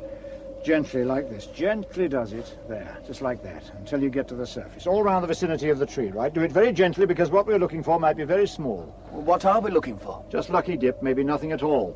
Right you are, sir. Baxter. Yes, all right, I'm coming. I can hobble over there. Well, what is it? Do you notice anything funny about the way she's tied up? These knots. Yes, I've been admiring them. And look at the gag. A bit of twig pushed through the knot. Yes, a very cunning slip knot. If I removed the twig, pulled this little tag, the gag would just come undone without any effort. I think we'll find her hands are tied behind her in the same way. Now, come, round the other side of the tree. There, see? The killer got her standing against the tree and walked in circles, winding the baler twine round her and the tree a few times. Not too tight, you see, just so that it secured her without cutting into the flesh. And look how it's all tied up. One efficient little knot behind the tree. And a twig. A twig to stop it slipping. Just take out that twig and pull the end of the twine, and she'd undo like a statue unveiled by royalty. But what's the idea? You tell me. Sir. Yes, Sergeant? Blood, sir. All right, I'm coming. Oh, blasted ankle. Now, where's this blood? There, sir. Under the eyes. Two bright red spots. Bring that toolbox over, will you? Did you say blood? Where? There, see? Two little red spots, smaller than farthings. What would you say? 8 to 10 feet from the body. Is that blood? I doubt it. Here's the toolbox, sir. Chisel and mallet, please. Right. Now we'll just chip out this little square of ice. There. Now, to lift her up tenderly. Got it. Two little red spots sandwiched between two little panes of ice. Jolly pretty. Titus, just slide your hand inside my breast pocket, will you? You'll find a sheet of white paper and an envelope. Here we are, sir. Thank you. Now, I'll put the little pane of ice on the paper and fold it once, twice, 3 times, and into the envelope. Fine. Here you are, Sergeant. What do I do with this? Take it back to the mortal man. I'll pick it up when we get back. Oh, and measure the distance from here to the body. But, sir... Yes, Titus? It'll melt. The ice inside the envelope. Yes, that's right. Now, come on, Grinton. I'm afraid I'll have to lean on you again. We'll see you at lunchtime, Sergeant. Where are you going now, Mr. Baxter? To see Miss Moraine's housekeeper at the Lead Hall. Knock again, Grinton. I gather the old girl's a bit on the deaf side. What on earth happened over there? Oh, the stables. They burned down, more than a year ago. Any horses killed? No, it was converted to living quarters years back. Nobody there at the time of the fire, though. Oh, well, I can hear somebody coming. Ah, Mr. Baxter, good morning. And Mr. Grinton. Well, Rector. You certainly cover your parish. Mr. Baxter, I'm very much afraid the housekeeper, Miss Pegg's, taken the news rather badly. Oh, yes? She had a sort of blackout. She's on the settee. I've covered her with a blanket and sent for Dr. Dunsany. Yes, well, you'd better come in.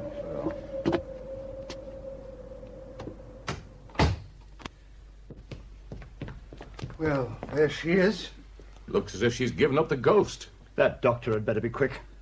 What the hell did you say to her, Synico? I broke the news as gently as I could. What business is it of yours? Who told you about this murder, anyway? There's no need to take that unpleasant line, Mr. Baxter. Consoling the bereaved is one of my duties. And I imagine Sergeant Titus told me the body had been found so that I could call off the search. Where did Miss Moraine keep her private papers, do you know? Really, Mr. Baxter, my knowledge of this house is as slight as yours. There's a room there marked office. Well, come on. And you, Rector. Ah, yes. Here we are. Now, come in, Rector. Oh, very nice. A lovely outlook, too. Stand still for a moment, both of you. I beg your pardon? What do you make of that? On the carpet, over by the desk. What?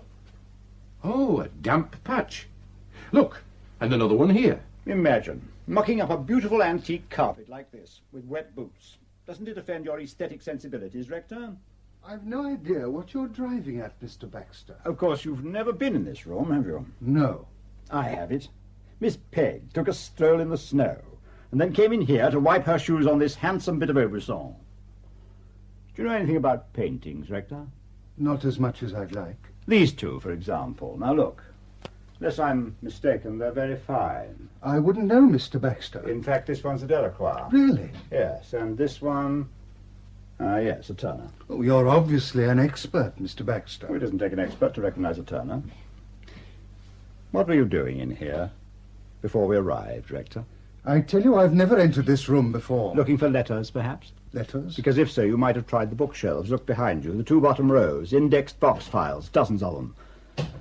Ah, yes, that'll be the doctor. You'd better let her in. Of course. Right. Bring one of those files over, Grinton. Let's see if it tells us anything. This is the last load, Mr. Baxter. You're doing a good job, Constable Grinton. I'm just admiring Dr. Dunsany's pony. Mr. Grinton! Oh, hello, Superintendent. Good morning, Doctor. What is Mr. Grinton doing with all those boxes? They're box files. Miss Moraine's private correspondence for the last 40-odd years. I'm taking them away to study at my leisure. 41 boxes of bump. It's an absolutely appalling thing to have happened. Surprising it didn't happen long ago. What do you mean?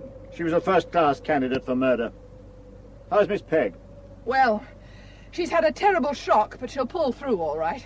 I'm getting a woman from the village to come and look after her. I'd like to ask her a few questions. I'll give her a couple of days to get over it. Of course, of course. I'm just admiring your pony. Victoria? There, girl. We'll be off in a minute.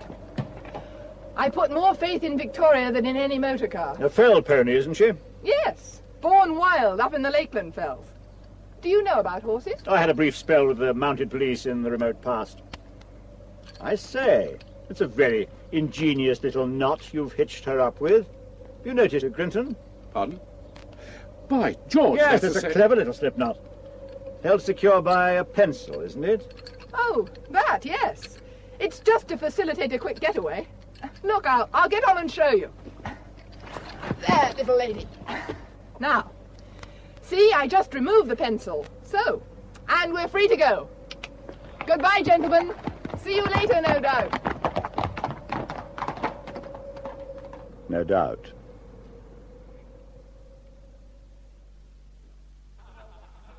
Now, here's your coffee, gents. Was lunch all right? Went down a treat, me old lad. What's all that racket in the tap room? It's the men from the mill, Mr. Baxter. It seems as soon as the news trickled into the mill, they all down tools. You can't move for 'em in the tap room. What? They just walked out? Declared it a holiday. It's not been like this since VE night. Just ring if you want anything else. Celebrating. You're going to be unpopular, Mr. Baxter. Oh? If you catch him. They want to hang a medal round his neck, not a rope. You seem very sure we're looking for a man. What? A woman? You think a woman's capable of a crime like this? I'm keeping an open mind. Excuse me, sir. Where's coming, Sergeant? Anything fresh? All the telephones are down, sir. My God, the first time in my life I get a decent scoop and the telephones go dead on me. And we found this, sir. What is it? It's Miss Moraine's hat, sir. A red hat. Where was it? At the base of the tree, under the snow. No snow under it. No, sir. It must have come off before the snow started. And so she was there before the snow came down, which was midnight, wasn't it? Yes, sir. Oh, you asked me to hold on to this envelope for you, sir. The blood. Ah, yes. Give it here, will you? Do you mind, Mr. Baxter? I've just had lunch. Look the other way if it upsets you. Now, open up. Well. You can look now, Grinton. No, thanks. It isn't blood, Grinton. Our two little spots of crimson are still bright and intact. Blood would have watered down when the ice melted. What is it, then? Is there by any chance an artist living in Gimmerbeck? An artist? This is paint. Oil paint.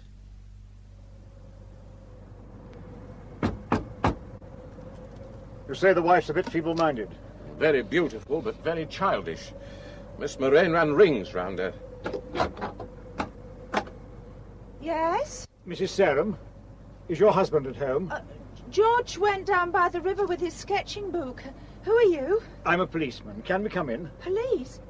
Well, George says that rent business is all finished with. Now Miss Moraine's dead, we're in the clear. No, it isn't about your rent, Mrs. Sarum. Well, I paid the rent, honestly, sir. She wrote it down with a pencil and then rubbed it out. Let us in, woman. Can't you see we're shaking with cold? Come on, Grinton. Well, George said to let no one in. What is it you want? Just show me where your husband keeps his painting things, his studio. Listen, Baxter, don't you need a search warrant for this? Do you suggest we have one dropped by parachute? What's through here? Well, you can't go in there, sir. George doesn't allow anybody in there. Yes. Ah, well, this is it, Grinton. Come and take a look. I say, there must be hundreds of canvases in here. An industrious man, George Sarum. Well, what are you looking for? His work in progress, yes. The easel, over there by the window. It's covered up. Well, let's have a look at it. Take the cover off. Good grief. Miss Moraine, in her death agony. But good grief, man, he must have been there. And before the snow came down. Still wearing her hat. He's rather good, isn't he? What? Well, look at that detail.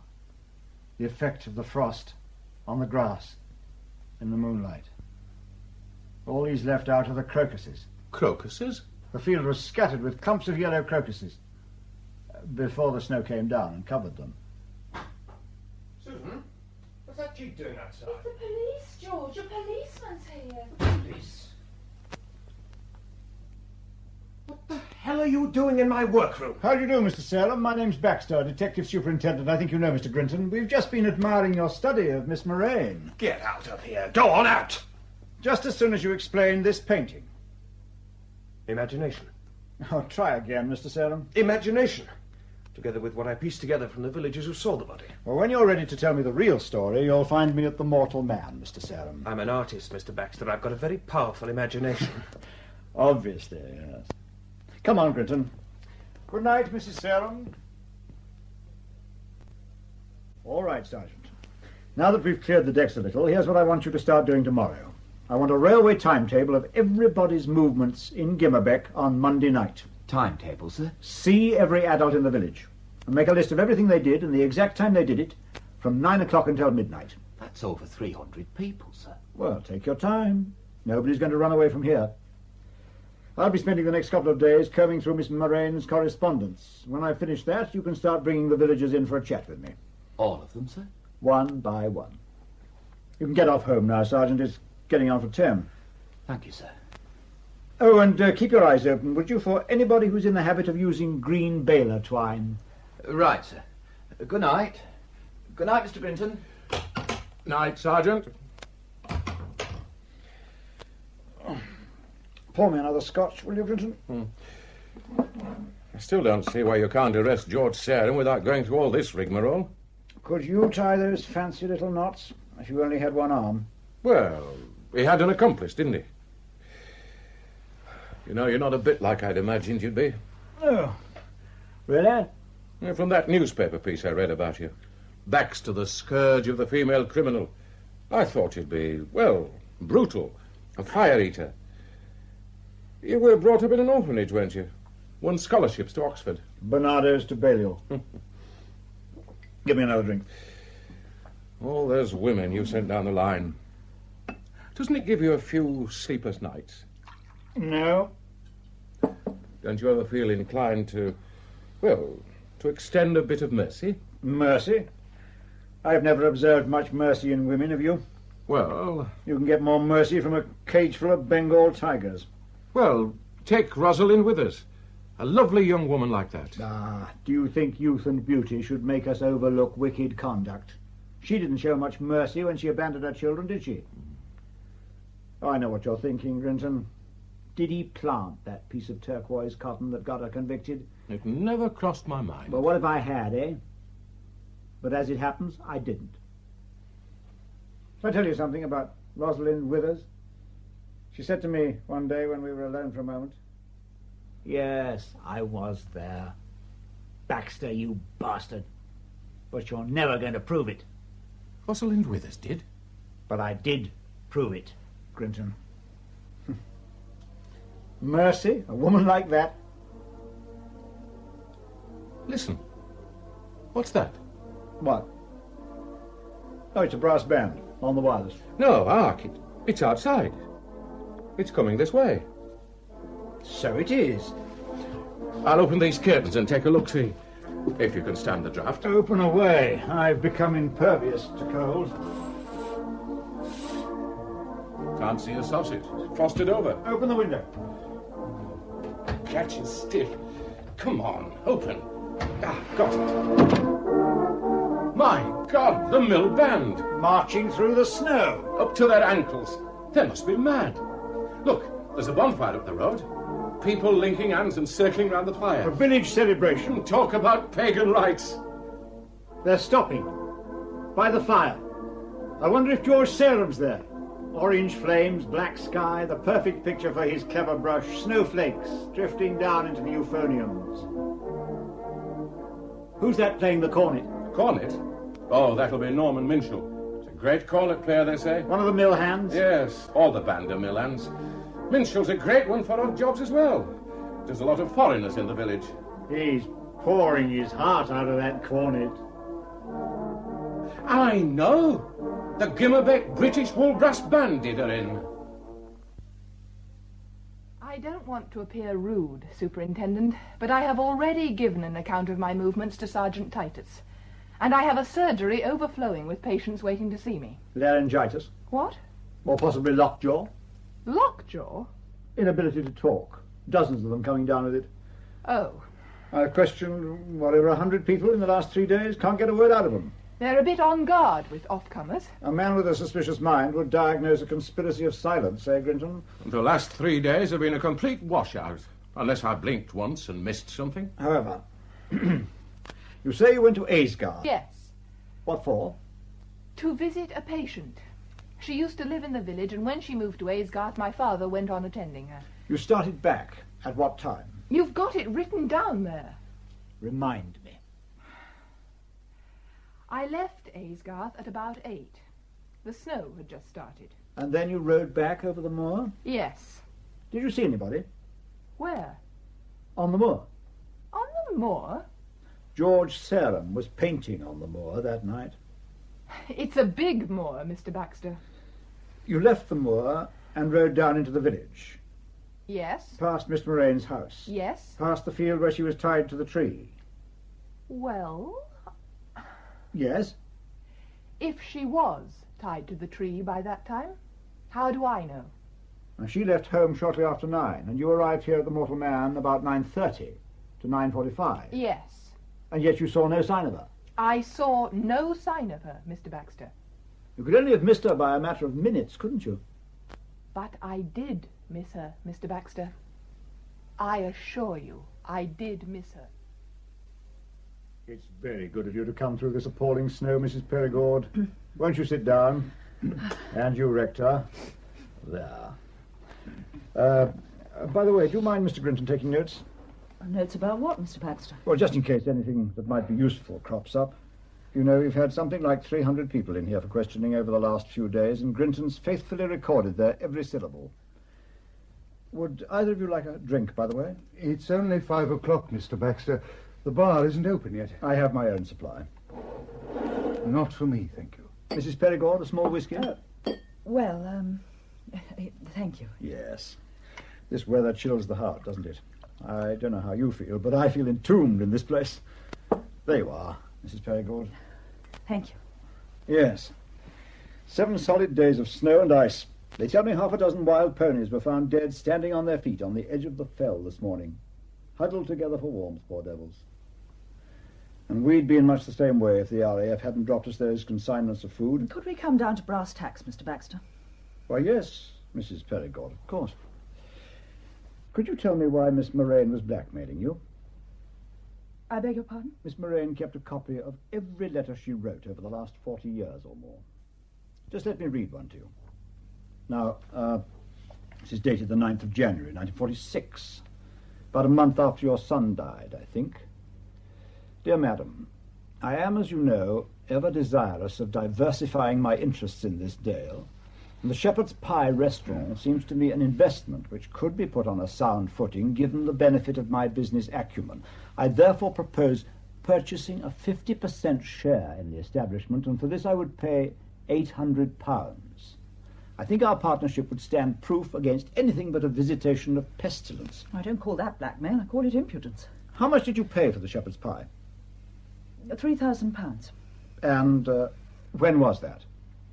I came here 3 years ago, February 1944. My husband was killed in the Western Desert the summer before. Had to do something to support my child, Mr. Baxter. You know, a lady ruined by the war and forced to turn her hand to trade. Miss Moraine wasn't discouraged by your first refusal, was she? By your repeated refusals, in fact. Look, more letters. They came at roughly monthly intervals, and each time, this is the thing I find really puzzling, the price she offers becomes smaller. £750, £600. And always that curious remark at the end of her letters, I think our partnership would stand proof against anything but a visitation of pestilence. And then finally, 2 weeks ago, she offered £500 and wrote as follows: failing settlement on these terms within 28 days, the consequences will be as unpleasant as a visitation of pestilence. Now, can you tell me what she means? Pestilence. She was mad, Mr. Baxter, isn't that obvious? Could I turn to you, Mr. Seinico? Perhaps you could tell me why Miss Moraine was blackmailing you. Mr. Baxter, you really have entered the realms of fantasy and penny dreadfuls. Would you describe yourself as a rich man, Rector? I keep my head above the tide. You inherited a large sum 3 or 4 years ago. How much was that? Well? £19,000. And some paintings, I think. Just 2. A Turner and a Delacroix, in fact. Yes. Which we saw the other day at Miss Moraine's. Yes. I have a letter here where Miss Moraine offers to give them wall space. She says the rectory is unsuitable, too damp. And if anything happened to the paintings, it would be as distressing as, here it is again, a visitation of pestilence. Did she take the £19,000 as well? Why on earth should she do that? You still have it? I'm afraid I gambled it all away, Mr. Baxter. That was good going. The visitation of a pestilence, Rector. What does that mean? I really don't know, Mr. Baxter. Could it be gambling, do you think? We struggled up the hill to see Miss Moraine's housekeeper yesterday, didn't we, Grinton? Miss Pegg. She's still very low, Rector, but she did manage to tell us what Miss Moraine said about that telephone call that took her out of the house on the night she died. The fools agreed to settle. That's all she said. And then she put on her hat and coat and went out. The fools agreed to settle. Now, it could mean one fool or several, couldn't it? And then Miss Pegg said something very curious. I happened to mention the fire that destroyed the stables at the Lead Hall, and she said it was a mercy it hadn't happened while the sick children were still there. I asked what sick children she meant, and she broke down. I couldn't get any more out of her. Could either of you enlighten me about these sick children? No, I thought not. On our way back from the Lead Hall, I decided it was time I had a look inside the little hermitage. I understand it's church property, Rector. I'm afraid I had to pick the lock. That was an unwarranted trespass, Superintendent. What would you call it? A shrine? We found these 3 photographs on the, well, what do you call it, the altar? 3 children. Why couldn't you leave the place in peace? I had to identify the photographs. Grinton didn't recognize any of them. And now you know, Mr. Baxter. Yes, the landlord identified them. Your son, Mrs. Perigord, and your daughter, Mr. Sineco, and I believe this is the son of Sergeant Titus. We committed no crime, Mr. Baxter. I don't see what connection there can be between our private griefs and your inquiry. You don't? A shrine where you went secretly, the 2 of you and Sergeant Titus, where you went by night, furtively, to light candles and kneel before the images of your dead children. Why? To seek their forgiveness? To make atonement to them? To salve your consciences? They died young. They were all we had. Influenza? You still mean to tell me they died of influenza? You could see the death certificates. Ah, signed by Dr. Dunsany Sr.? Yes. Who shortly afterwards killed himself. The man who took your children to the Lead Hall, where the stables were hastily turned into a hospital for treatment which ended in the death of all 3. They died of influenza. And yet you carried on this highly peculiar and what seems to me very unhealthy form of child worship. And you go on torturing yourself, Mrs. Perigord. Your nerves have been in shreds ever since, and if I'm not mistaken, you go in for a good deal of drinking. Oh, really, Baxter? I lost my husband and then my son. Wouldn't you drink? All right.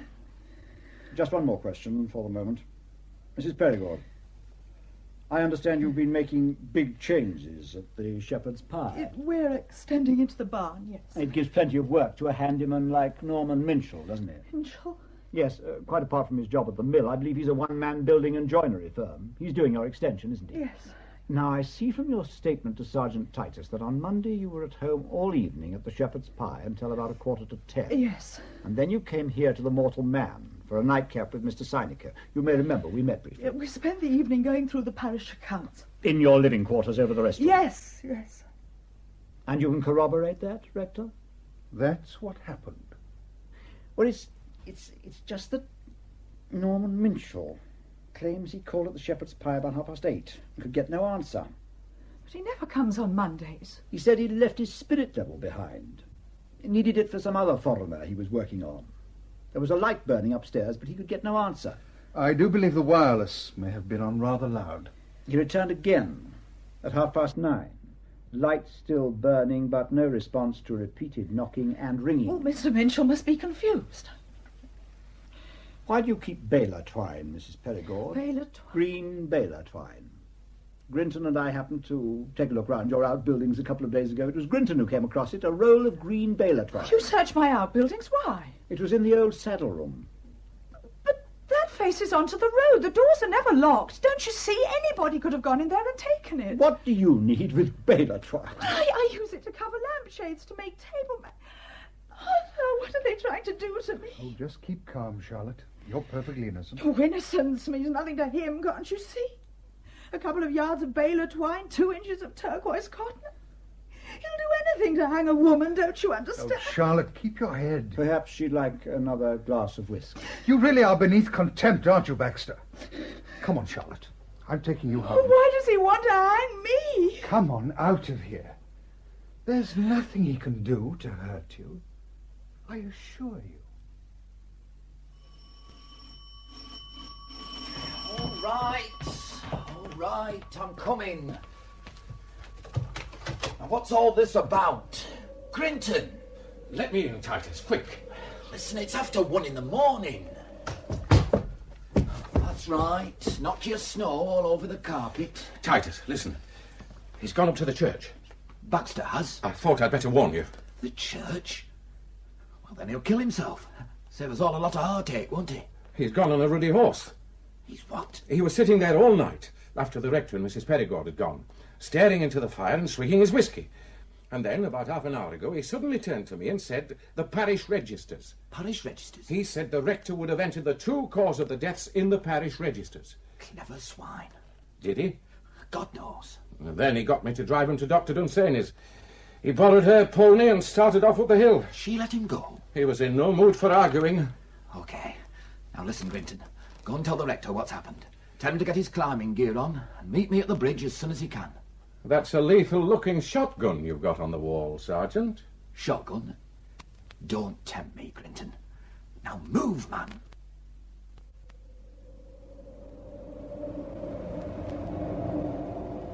Titus! Titus! Not so fast. Are you all right, Mr. Sinico? I keep losing sight of you. This confounded snow. My glasses are fogged over. Only a few yards now. I'm whacked, Titus. Quiet. We're nearly there. Look. What is it? A light. In the church. So, Baxter made it. Any sign of the horse? Listen. Tapping. Kind of hammering. It's coming from the graveyard. Look. A little light glowing in the graveyard. He's got a lamp. What's he up to? Come on, let's get a bit nearer. Quietly now. God, I walked straight into the pony. I didn't see it. Quiet. He's going this way. Who's there? Hello? Who's there? I've got a gun and I know where you are. Now, who's there? It's all right, Baxter. We're over here. Sinico? And Sergeant Titus. We were worried about you. Well, that's very considerate of you. You can put the gun away, Mr. Baxter. Gun? What's this? Take a closer look. A hammer? Yes, I've got a chisel too. You see, Rector, I was looking for your parish registers and hadn't banked on that strong old safe you keep in your vestry. I take it the registers are in the safe? Yes. You must prize them highly. So I thought I'd take a look at the gravestones of your children and see if the inscriptions gave any hint of the way they died. The stones are thick with ice. I've been trying to chip it off to see what's underneath. Our children were cremated. They have no gravestones. Then I've been wasting my time, haven't I? Come on. I want you to open that safe. Typhoid fever. Yes, Mr. Baxter. Down here in your own very neat hand. All 3 of them died from typhoid fever. That doesn't make us murderers, sir. I take it your religious scruples prevented you from hiding the truth in a document kept lying in the church, Mr. Sinico. Our children's deaths and Miss Moraine's are unconnected. I'm going to have the full truth from all of you. Mr. Baxter, listen. Not tonight. Tomorrow. Sleep on it, the pair of you. I want you all in the Mortal Man at 10 in the morning. All of us? I want Mrs. Perigord and Dr. Dunsany there as well, and George Selwyn. And now, if you're fit, we'll be moving. You're taking the register? Naturally. You have another register there, Mr. Baxter, an old one. You surely don't need that. Don't tell me what I want, huh? Now, if you're ready, you can follow the horse. She'll show you the way down. We'll make our own way, Superintendent. You'll come with me. Well, Mrs. Perigord? Yes, Superintendent? It's 10:10. Where have the rector and Sergeant Titus got to? I haven't seen them since 8 o'clock this morning. They said they'd try to be here on time. Try? Where have they gone? They didn't tell me. And Serum, do you know where he is? No. Dr. Dunsany, do you know anything about this? Perhaps they overslept. They were up most of the night, weren't they? Very amusing. Grinton? Couldn't say, Mr. Baxter. By bites your face off out there. Sarah, have you seen the rector and Sergeant Titus? No, why? Have they stood you up? Let me get to that fire. You're late. There's a blizzard, hadn't you noticed? Kept blowing me back home. What's all this about, anyway? Will you all sit down? We'll have to make a start without them. That's right. Close to the fire. Put another log on, will you, Sarah? I hope your pencils are sharpened, Grinton. Ready when you are. Right. We all know by now there's been a conspiracy in this village to cover up an epidemic of typhoid fever. The question is whether this, in its turn, led to a conspiracy to murder. Mr. Baxter, Yes, Doctor? did you say typhoid fever? Dr. Dunsany pretends ignorance. It isn't pretense. Hilary knows nothing about it. Really? Well, perhaps you could enlighten her, Mrs. Perigord. Charlotte, what in heaven's name does he mean, typhoid? Well, it started... Does Mr. Grinton really have to write all this down? Of course. It all started when Sergeant Titus came back from India. Oh, the foolish man was too impatient, that's all. They told him he'd have to wait for a passage, but he was anxious to get home. His wife hated the climate. And so he approached some people he knew in the RAF, and they arranged him a series of hops home by aeroplane. None of this would have happened if he'd waited for the boat. There'd have been medical checks. We could see his boy was none too well as soon as he got here, but we put it down to the long journey. He played with our children a couple of times, Arthur Synico's and mine, and then he collapsed. Dr. Dunsany had a look at him, and that same night he called us all together at the Lead Hall. All of you? The rector, Sergeant Titus, and me. And Miss Moraine. Why, Miss Moraine? Because of the mill. Dr. Dunsany was proposing to close it down till all the workers had been given medical clearance. Yes. Go on, please. Miss Moraine had different ideas. Oh, we were fools to listen to her, but we were distracted out of our minds. And she made it all sound so plausible. It was December 1945, remember? People were planning their first holidays after the war. We'd been looking forward to a highly profitable season. It wasn't even Christmas, and the summer bookings were unbelievable. Miss Moraine said that the very mention of typhoid would ruin all that. And then she turned to Dr. Dunsany and asked him if he hadn't worked on typhoid cases. And when he said he had, but the patients had to be isolated, she asked what was wrong with her stable block. And it just snowballed from there. Dr. Dunsany was thinking of the capital. He'd sunk into his pony trekking. Oh, it wasn't just that. He genuinely believed he could cope. And I don't see why Sergeant Titus agreed to this. A criminal deception. Titus came into the country by the back door, don't you see? He'd already committed a serious offence by sidestepping the medical procedure for entering the country. And the rector? Well, Arthur had very serious reservations, but he could see it would mean disaster for the village if the news got out. He said we'd just come through a hard war and we deserved some reward. And he had faith in Dr. Dunsany. But everything went wrong. It all turned into a nightmare. 3 children died. The stable block was burned down because it had been infected by a visitation of pestilence.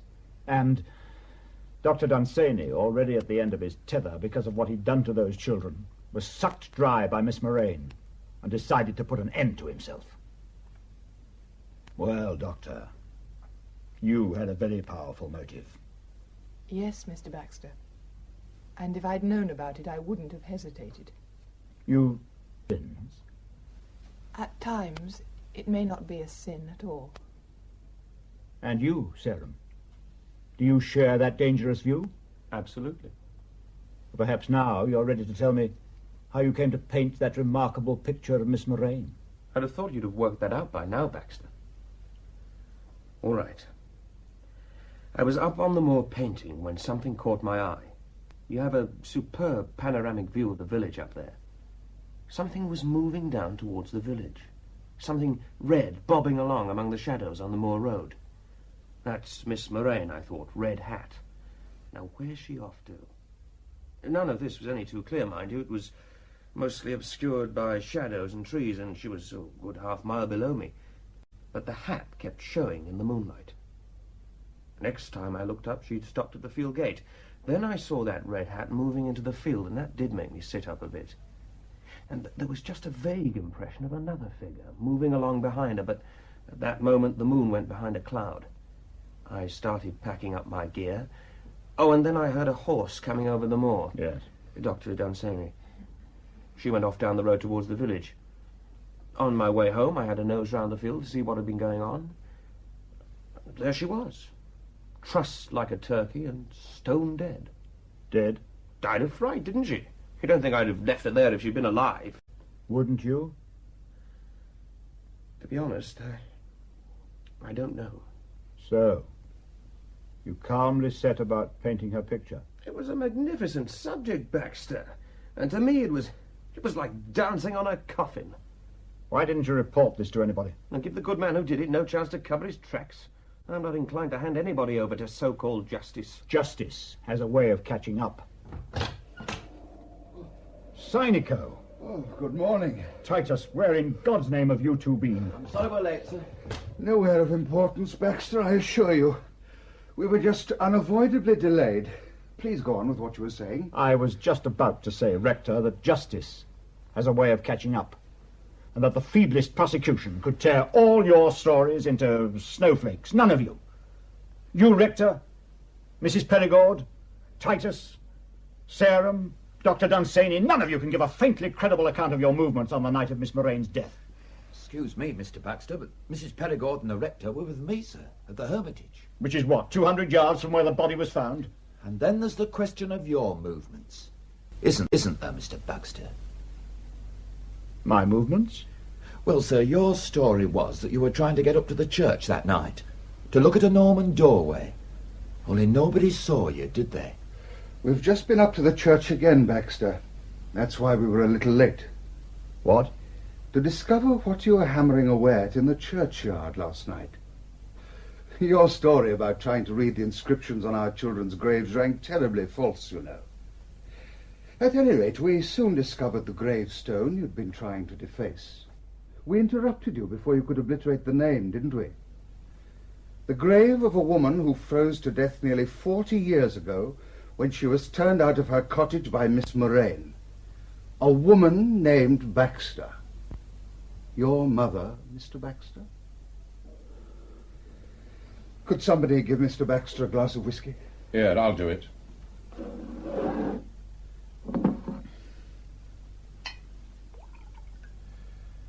There. Get that down you, Mr. Baxter. Thanks, Grinton. That old church register you brought down with you last night, Mr. Baxter, that was for 1909, wasn't it? The record of her burial. I suppose you've torn the page out and burnt it. A pity, that. What led to these, speculations? It was something you said to Mr. Grinton. You said the field was full of crocuses, yellow crocuses, before the snow came down. Except, as far as anyone knew, you never saw the field till it was covered in snow. I could have cut my tongue out the moment I said it. Grinton didn't seem to notice. And since then, we have been wondering about you, Mr. Baxter. But we were far from sure. We couldn't understand why. We haven't your brilliant analytical mind. No, my God, you haven't. Mind is lacking. Guts is lacking. Heart is lacking. A population of 400 fools and cowards. Cowards, Mr. Baxter? It wasn't we who murdered an old woman in cold blood. 40 years. And what opposition did you put up? What are you suggesting, that we should have murdered her? How many lives had she ruined and destroyed? Civilized people are held back, Mr. Baxter, by their consciences. While their families and neighbours suffer, and the wicked thrive. If you tolerate evil, don't you see, you're laying up trouble for everybody.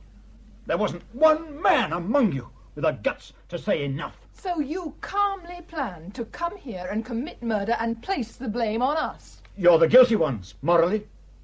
That's why I wanted you in the dock, and I think I could have brought it off, but for that one slip of the tongue, I'd have been well pleased to see you hang the whole village, if necessary, for cowardice in the face of the enemy.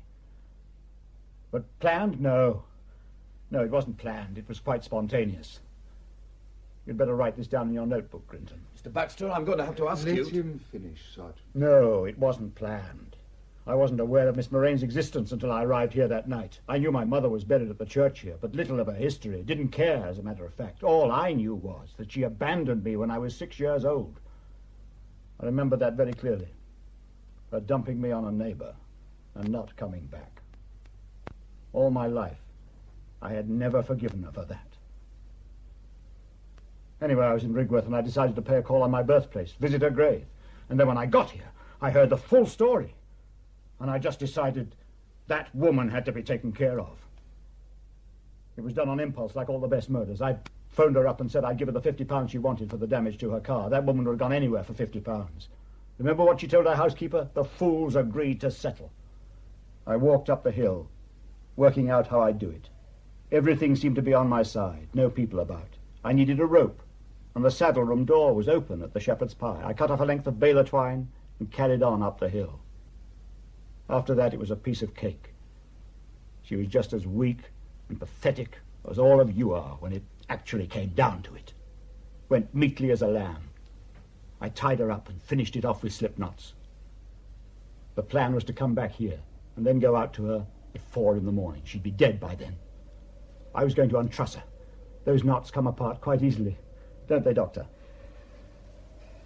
And then leave her lying in the field as though she'd simply frozen to death. Had a fall, possibly, or some kind of seizure. By 7, I'd have been away from here. By the time anybody got suspicious, if they ever did, I'd have been forgotten. But I sprained my ankle on the way back. No chance of getting out at 4 to tidy her up. And then the snow came down. And then the snow came down. And it's still coming down. You know, the moor, all at once, seems a very attractive place. Nothing but miles of clean snow. Mr. Baxter, where do you think you're going? Have you ever heard of Captain Oates, Sergeant? Captain Oates? Let him pass, Sergeant. Thank you, Red. I'm just going outside. I may be some time.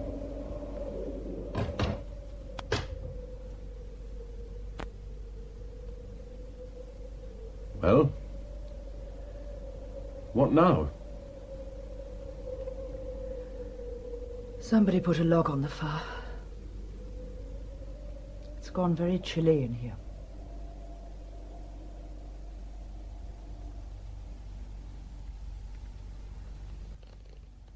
In Colder Than of Late by Ken Whitmore, Detective Superintendent Baxter was played by John Franklin Robbins.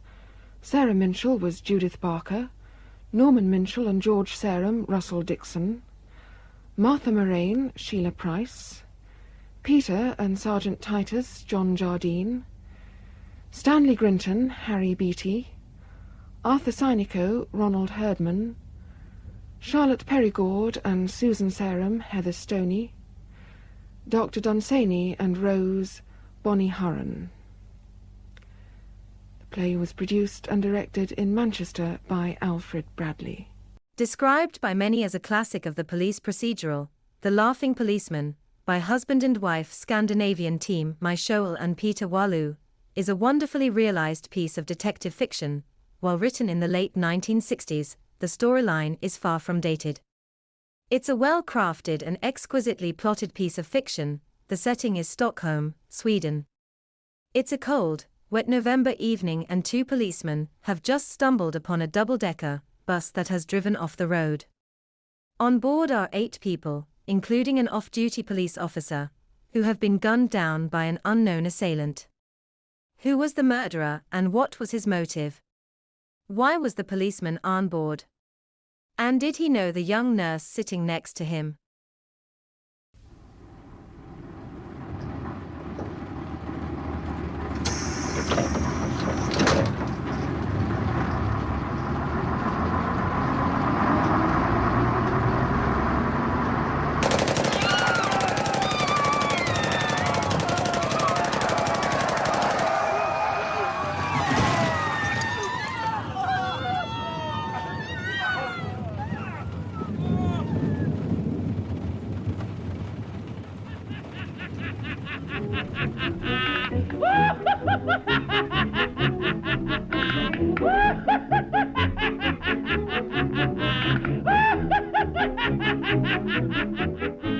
The Laughing Policeman, dramatised by Bert Coules, from the novel by Mai Cheval and Père Valeur. He laughs upon point duty, he laughs upon his beat.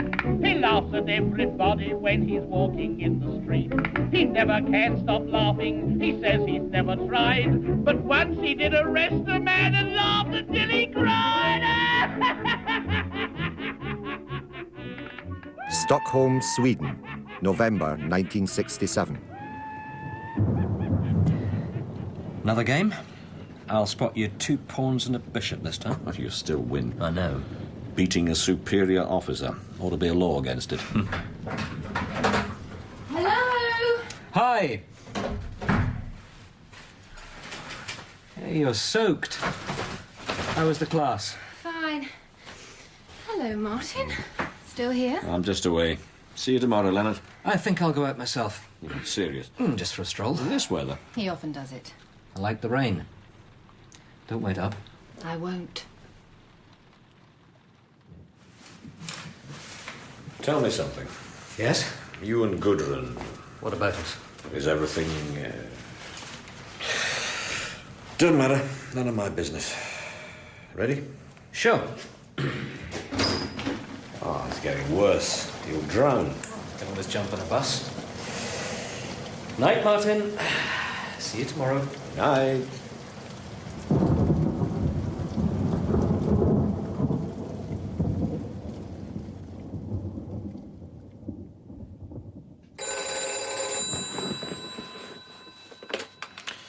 Back. Superintendent? It's Rern. Sorry to disturb you. I wasn't asleep. What is it? Where are you? At the station. There's been a shooting. Several passengers in a bus. Route 47, the end of the line. Norra Stationsgarten. What sort of injuries? Everyone's dead. Good God. At least 6, maybe more. Who's on the scene? Larson's just got there. I'm going to call the rest of the squad now. 6 dead. I'm on my way.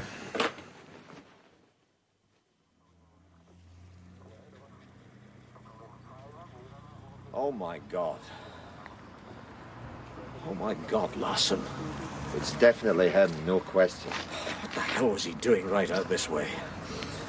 I want to see the body. But the science team's in there now. Best to wait, eh?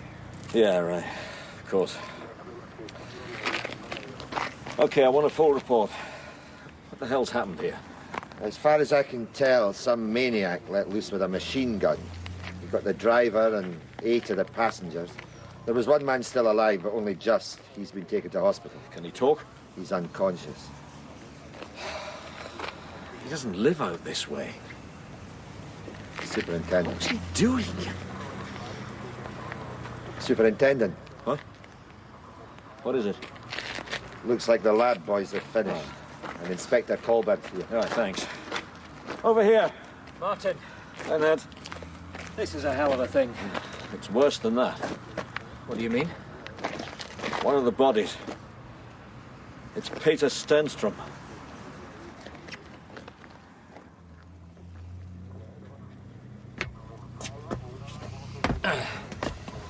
Watch where you put your feet.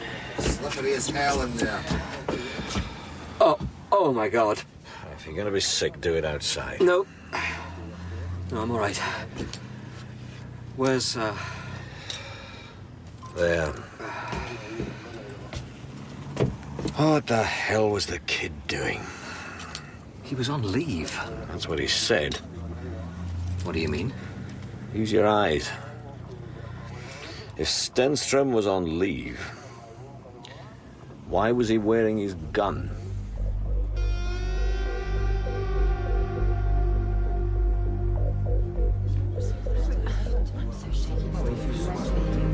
All right. All right, let's have some order. Better. Right. Until the lab reports come back, you know as much as I know. Someone massacred 8 people and then left the scene. From the door-to-door we did last night, no one heard anything, no one saw anything. Except maybe the survivor. No, yeah, if we're lucky. What's the word on him? Oh, his name's Alphonse Schwerin. He's a labourer, works in a road garage. Don't want his biography ruined. Is he still alive? Well, he's out of surgery, but he's still unconscious. Can't they give him something, bring him round? They said the shock might kill him. You don't need him alive long enough to answer a couple of questions. Larson, you're all heart. Have we got a man there? I sent one of the uniforms with him last night. Rowan, get out there and relieve him. Take a tape recorder. Right. If he so much as groans, I want to hear it. Okay. Let's get the incident room up and running. Larson, start putting teams together. Yes, sir. Leonard, you're in charge out here. Sir. Inspector? What is it, Rowan? Has anyone told Stenstrom's girlfriend yet? Yes, she's been told.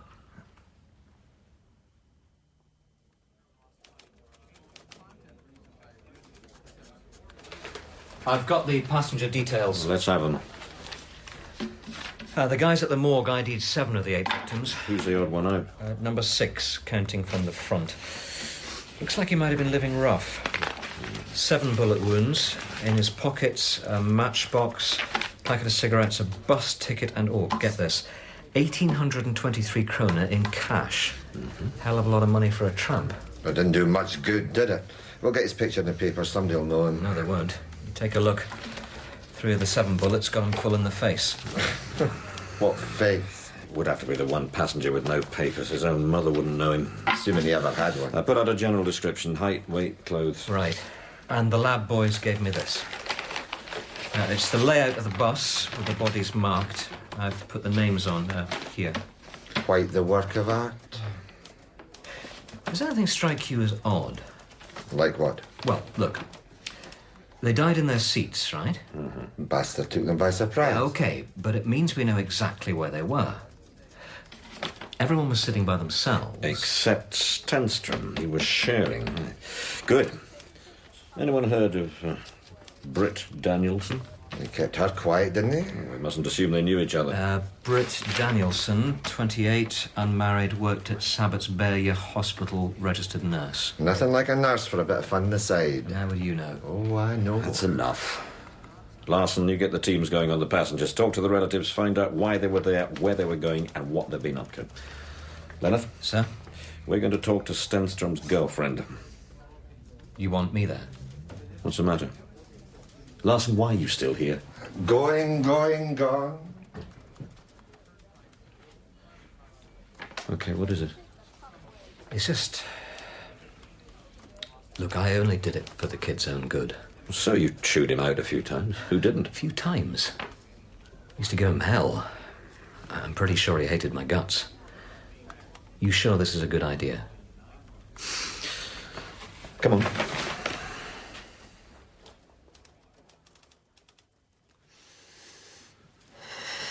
Take your coats off. Sit down. We're sorry to intrude like this. But we had to talk to you as soon as possible. Of course. You know, I'm still not sure. I believe Peter's dead.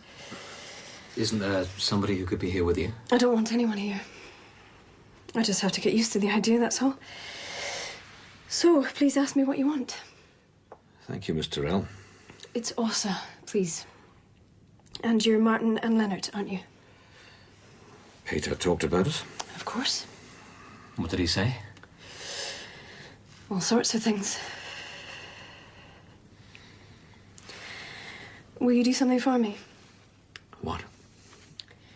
Will you tell me just what happened? When your people came last night, and when they came, they didn't say much.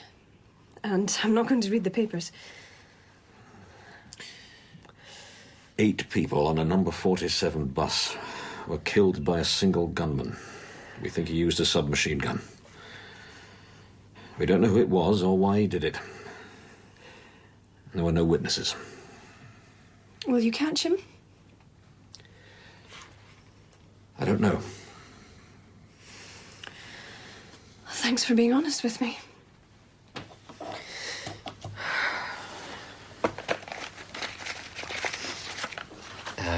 Here. Thanks. Thanks.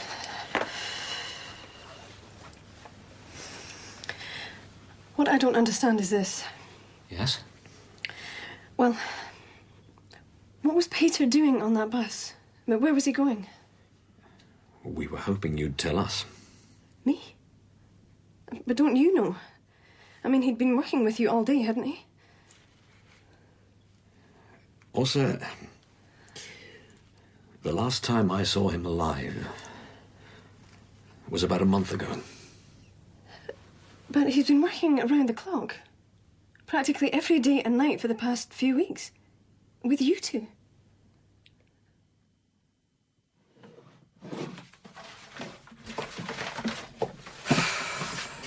No, there's nothing here.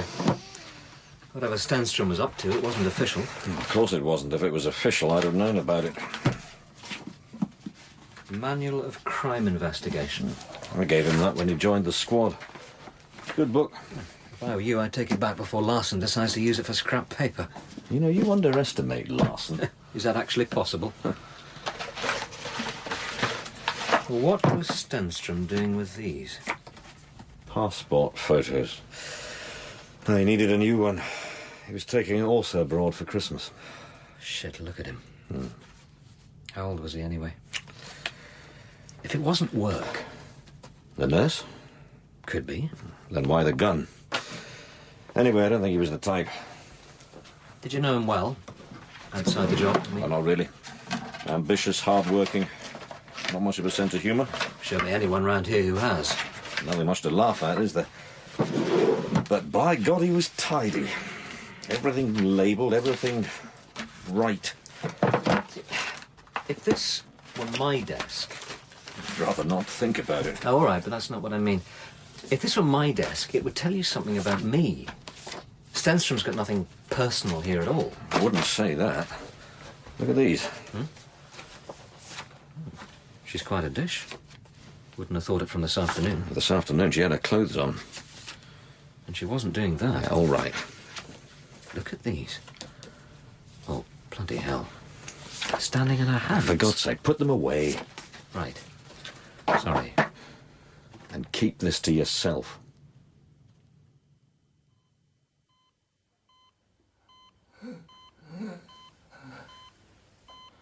Mr. Schwerin?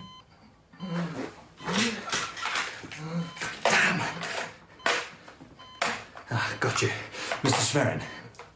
Mr. Schwerin.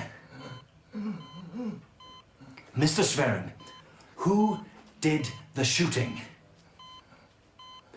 What did he look like?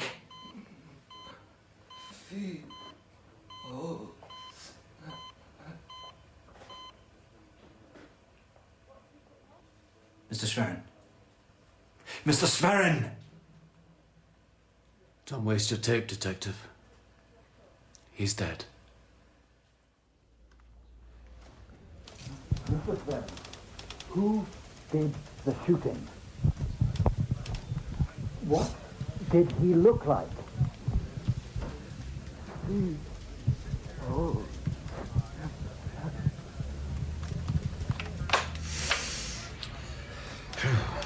Can anyone make that out?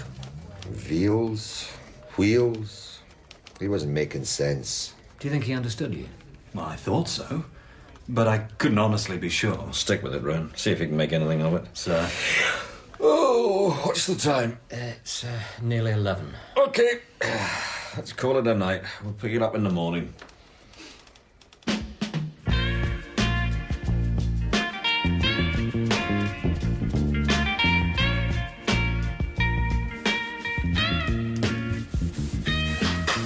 Hi. I'm in the kitchen. Right.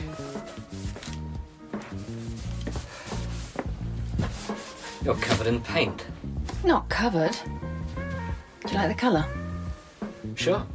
It's so drab in here. Not anymore. Nope. Haven't seen you for ages. How are you all getting on? Badly. Ah. What are you goggling at? Do something for me. What? Strip. All right.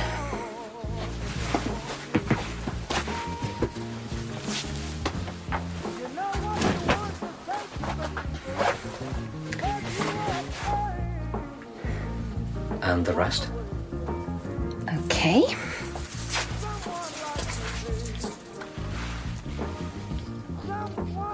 Well, You're beautiful. thank you. Can you stand on your hands? I used to be able to. Let's see.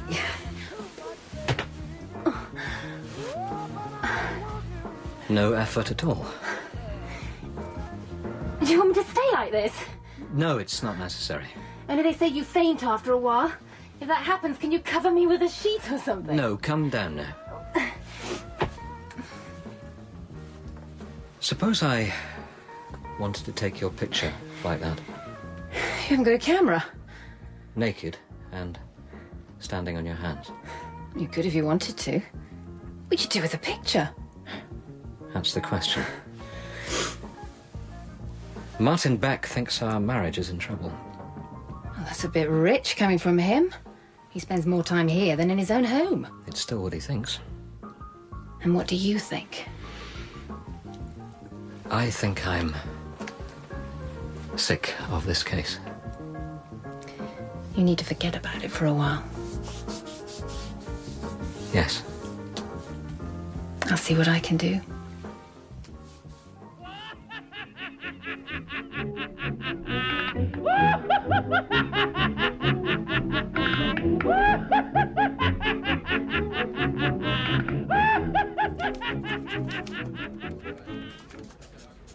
Okay, we've had a breakthrough.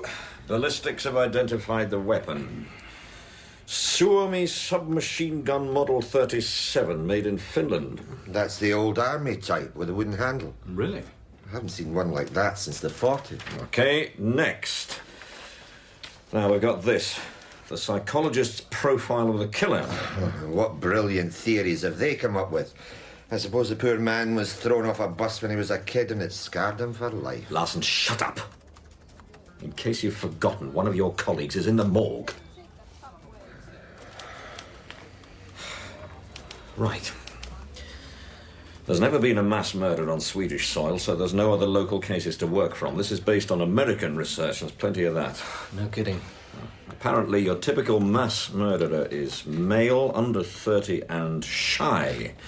He can seem to be perfectly normal. People think of him as hard-working and well-behaved. Until he shoots them. He's likely to be quite short, or maybe disfigured. In many cases, his parents will be divorced, and often he hasn't committed any other crimes before his killing. And finally, he's stark, staring mad. Can't anybody see that before he rushes out and murders a bunch of people? I'm not reading this out for my own pleasure, Larson. Try using your ears. He can seem to be perfectly normal. What, until something triggers him? Sets him off, yes, exactly. Until then... Yeah, here. Until then, most of these people are usually described by their friends and families as considerate, kind, and polite. Mind you, it says all this is only guidelines. There's a lot of exceptions. So it could be absolutely anyone.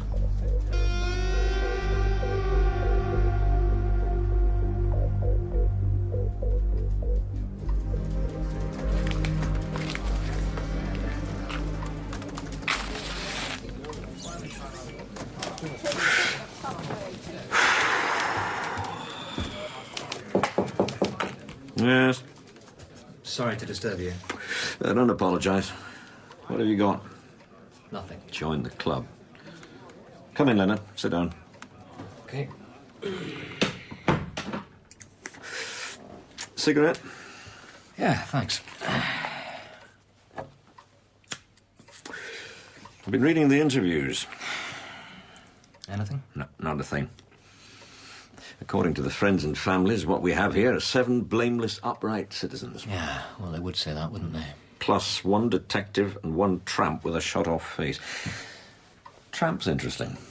Because he was carrying all that money? Yeah, not only that. Post-mortem reports are in, too. Turns out he was a big-time junkie. If you could sniff it, swallow it, or shoot it up, he did. And then there's his clothes. Yeah, his clothes were filthy. Yeah, but good quality, all of them.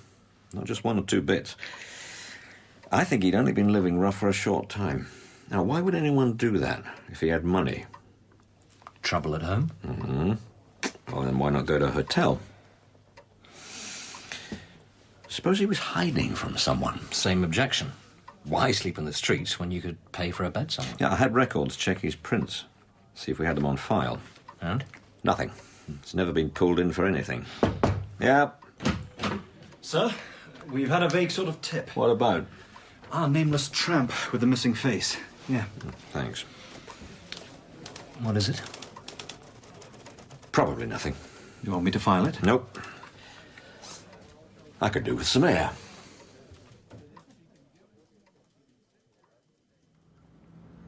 That's right. Like it said in the paper. Small, dark, maybe 40. Same sort of coat. Mind you, it's a bit vague, isn't it? You want to find him that bad, you should have put his picture. Why didn't you put his picture? We had our reasons.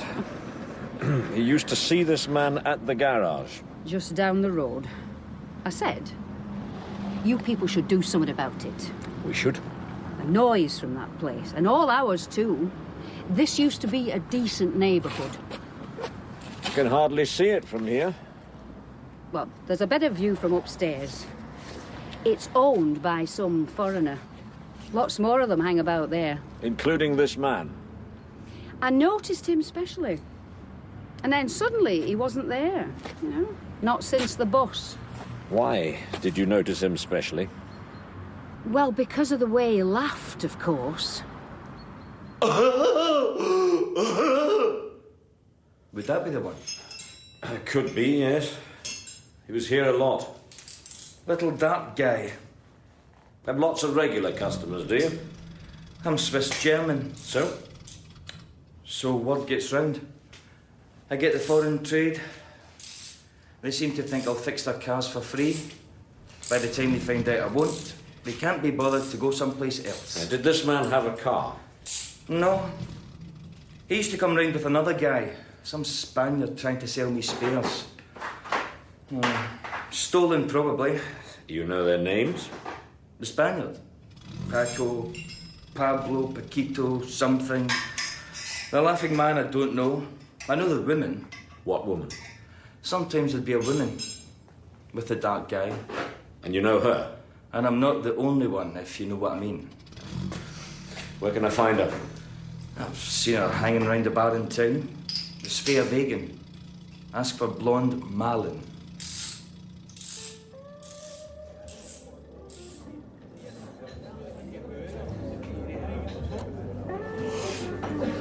Yes, that's what they call me. What's your real name? Why do you want to know? Just trying to be polite. Polite? There's no much call for that round here. It's Racine. Magdalene Racine, Miss. Pleased to meet you, Miss Racine. I'm Martin Beck. Well, Mr. Martin Beck, what's your pleasure? Information? That's a new one. About a man you know. I'm no squealing on anybody. I'm not asking you to. Some more wine? Okay. You've driven out to a garage in Hagerstein a few times with a couple of men. How I know? The man who drove the car was a Spaniard, name of Pablo or Paco. Paco. Well, if you're after him, you're out of luck. He's gone back to Spain. I'm not interested in him. Niels? Why are the cops looking for Niels? I didn't say I was police. You didn't need to. Well? Have you seen Niels recently? No, I haven't. How well do you know him? Well, we're not married. Near enough, though. So I thought. What's his surname? Jørgensen. He's Niels Erik Jørgensen. And when you find him, tell him I'd like a word. Oh, yeah? Teach him to run off with somebody else. Is that what you think he did? Why? Isn't it?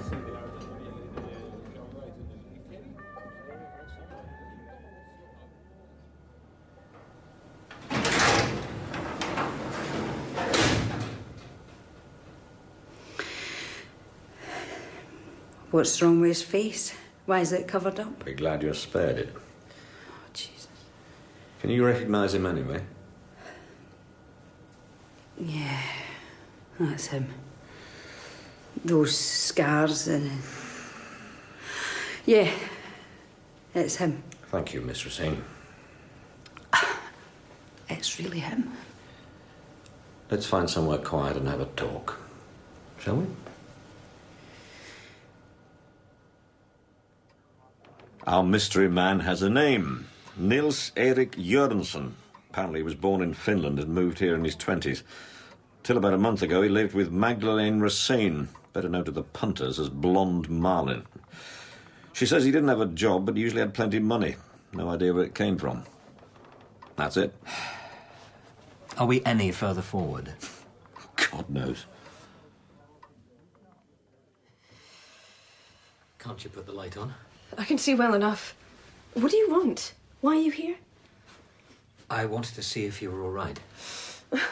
Do I look all right? I don't know. Well, put the damn light on if you must. Go on. Thanks. Well, say it. Have you slept at all? What do you think?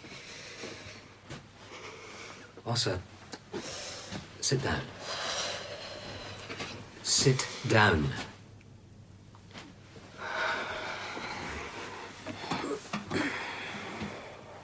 That's better. Look, we have to put our cards on the table. I haven't got any cards to put. But I have. Oh? Peter lied to you. Dare you say that to me? Because it's true. Peter wasn't working when he was killed. He hadn't been on duty for weeks. He'd been on leave. For God's sake, we've got to help each other. With what? With catching the man who killed him. Look, what can I do? I need some information. Go on then, ask your questions. Also, when he was out, those last few weeks, could he have been with another woman? No. You don't think so? It's not a question of thinking, I know. You know for sure? For sure, yes. Was Peter... was he interested in photography? Yes. He's got... He had all the stuff. There's a dark room and everything. Why did you ask that? Because of these. Where did you get hold of those? They were in his desk. In his desk? And I suppose the whole damn station's seen them. No. Only me and Martin. Thank you. Why did he take them, Ossa? Because we thought it was fun. Can't you understand that? Just fun. Just recently, had he changed at all? Was there anything different about him?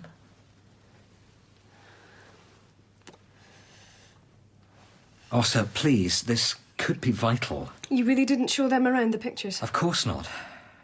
And whatever you tell me now... It'll be private? I'll do my best. That is all I can promise. And it really could help? Yes, I think it could.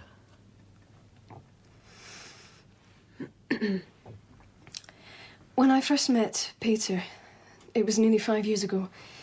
He was still like a little boy. Childish and shy. But slowly he grew up. I suppose we both grew up together. We were in love from the start. But we didn't suit each other. We didn't have the same demands. It didn't matter. Oh, I wish he could have been more, you know. But he wasn't, and I loved him. You adjust, I suppose, over the years. And then, suddenly, a couple of months ago, everything changed. He changed. Suddenly we were making love more times in a day than we used to in a month. It was like everything about him was different. Before, he never even used to talk about sex. Now he couldn't talk about anything else. It was just after that he took those pictures. And some of the things he wanted me to do, not that I minded, we were both so happy. So happy. And then some sodding bastard. Oh, God. Oh, God.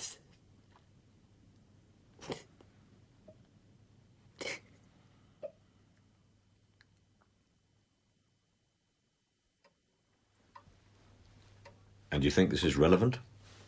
I wouldn't have told you otherwise. No. I'll tell you what I think. I think he was working, but on something private. And it was something important. At least it was important to him. And a couple of months ago, he made some sort of breakthrough. And he changed. Phew, well, must have been one hell of a breakthrough. He also said he was happy, happier than she'd ever known him. And that sparked off, well, the other stuff. Whatever happened, he must have thought it was going to be great for his career. You said he was ambitious. And his being on the bus, that was part of it? I think he was tailing someone. OK. Yeah, that makes sense.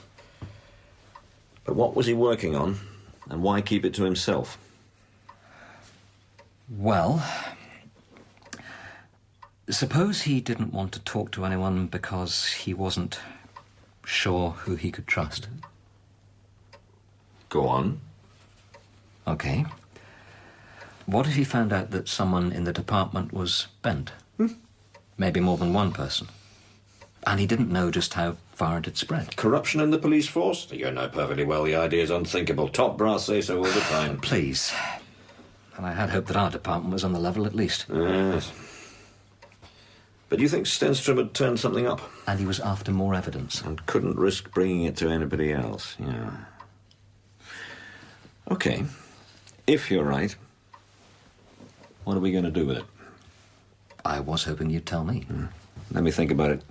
In the meantime, keep this between us, right? Of course.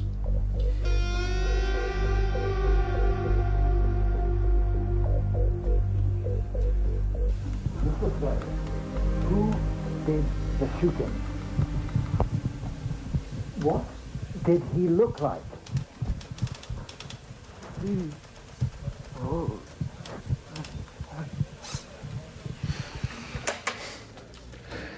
Are you still wasting your time with that? I'm not wasting my time. Whatever you say. I sent the tape to the Swedish Broadcasting Corporation. I just got it back. Congratulations. Sometimes I think you haven't got two brain cells to rub together. You know that? No, I had no idea. I asked them if they could make it any clearer. And? They said they'd try. If you can manage to pay attention for a minute, I'll play you what they sent. Why, you know me, I'm always willing to learn. Oh, sure. Here we go. Clean up job, take one. What did he look like? Oh. A vast improvement. Well, it is a bit better. They said they tried two different things. Take two, final take. What did he look like? V. Olsson.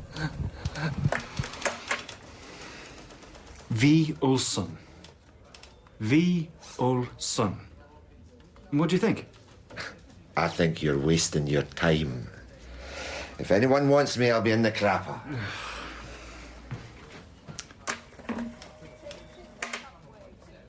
What did he look like?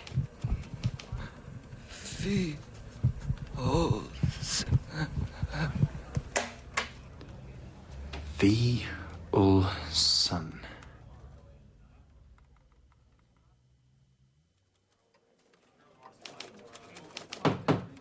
You wanted to see me? Yes. Shut the door. Have you found something? You remember that book we found in Stenstrom's desk? My old crime manual? Of course. What about it? I looked through it. What do you think of that? He'd made some notes? Notes? Could have been writing a book of his own. Look. Page after page. Corrections, notes, questions, underlining. He wanted to be thorough. Yeah, OK. Now look a bit further on. Well? Nothing. No notes at all. He hadn't got that far. Yeah, OK, well, let's look at chapter 1. Nothing. And chapter 2 and chapter 3 and chapter 4. In fact, every damn chapter but chapter 9. Oh, you can't see the print for Stenstrom's handwriting. What is chapter 9? The psychology of the sexual murder. What does it mean? It means he wasn't chasing bent cops. He was working the Teresa Camarao case. Never heard of it. That was 16 years ago. Teresa Camarao was a good-looking kid from a decent family. Married a lawyer from Helsinki with pots of money and great prospects. A good match. So what went wrong? One day she upped and disappeared. Not a trace. And then 2 years later, she suddenly turns up dead as a doornail under a bush outside the Stadshagen sports ground. Some very nasty things had been done to her. There were no witnesses, no clues, no nothing. The investigation was a non-starter. Still down as unsolved. And you think Stenstrom was trying to solve it? I'm sure of it. Why are you? Hang on. 1949, 1950, 1951. Here. Right, give me a hand. Right. Oh, don't they have a clean down here? The investigation threw up one thing. Teresa Camarao had been working as a hooker. Very classy, very expensive, very versatile. Quite a change for a decent little rich girl. Psychologists had a field day with Teresa and her killer. Ah, here it is. There. Thanks.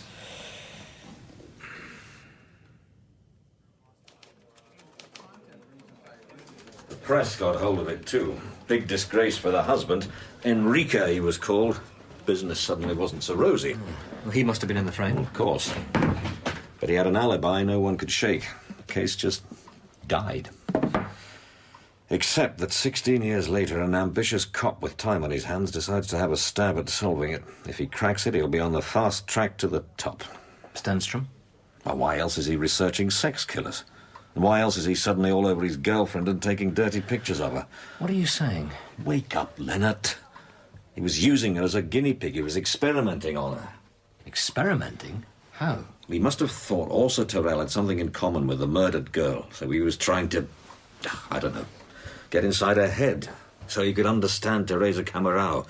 You saw the pictures, stuff he made her do, that sort of thing was Teresa's speciality.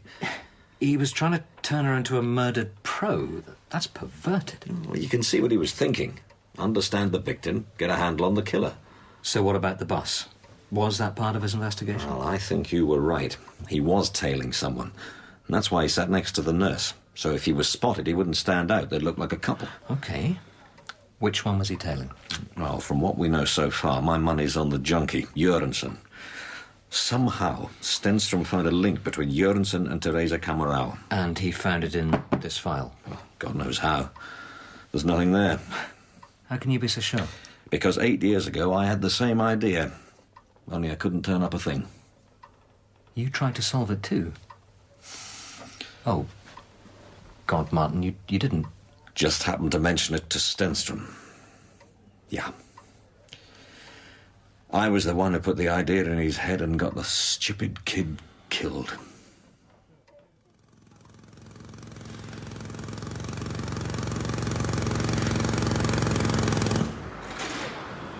Thanks. You're on board? Maybe. Who wants to know? Detective Einar Røn, homicide. I'm Bork. You were friendly with Alphonse Swerin. Yeah, that's right. You caught the bastard who killed him yet? We're working on it. You can help. Hey. Did Swerin know a man called Olsen?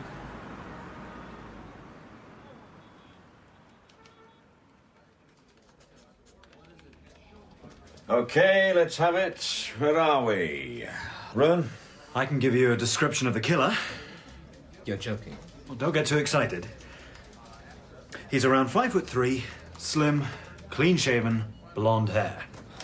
Well, that really clears it up. We just have to arrest half the damn population. I told you not to get excited. Where does this come from? From Schwerin, the man in the hospital. You cracked the tape? It was staring me in the face. Schwerin, it's a German name. He was born in Frankfurt. Came here when he was in his teens. So? So, he was answering me in German. Who did the shooting? What did he look like? V. Olsen. V. Olsen? Like Olsen. He was trying to tell me the killer looked like his supervisor on the road gang. And that's his description? 5'3", no beard, light hair. Well, that's it. Well, it's not much, I know. It's more than we had before. Good work.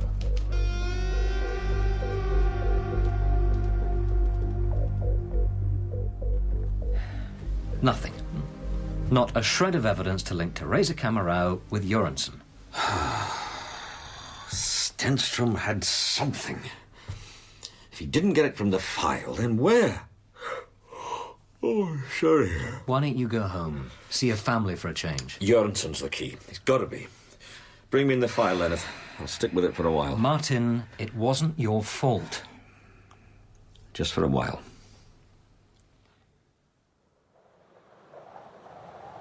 Superintendent Beck. Mr. Hussain, what are you doing here? Looking for you. I've got something for you.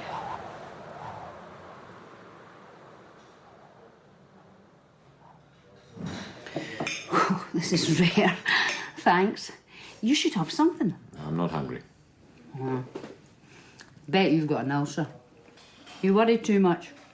I can see it in your face. What did you want with me, Miss Hussain? It's just... You were nice, you know? Not like most cops. And I thought... Hang on. There. Who is this? It's Niels. Oh, this is Göransson. Yeah. He gave it to me. It's when he was in the army in Finland. I thought it might be useful, seeing how his face was, well, you know, handsome, wasn't he? Yes. Yes, he was. Can I keep this? I'd like it back when you're done with it. Of course. Thank you, Miss Hussain. Oh, what's this? Where? Oh, yeah. I didn't notice that. It's usually in a frame. Can't see the back, you know. Let's have a look. Here. Oh, it's all smudged. Looks like a name or something. Must be one of his mates, I don't know. Yes. Must be.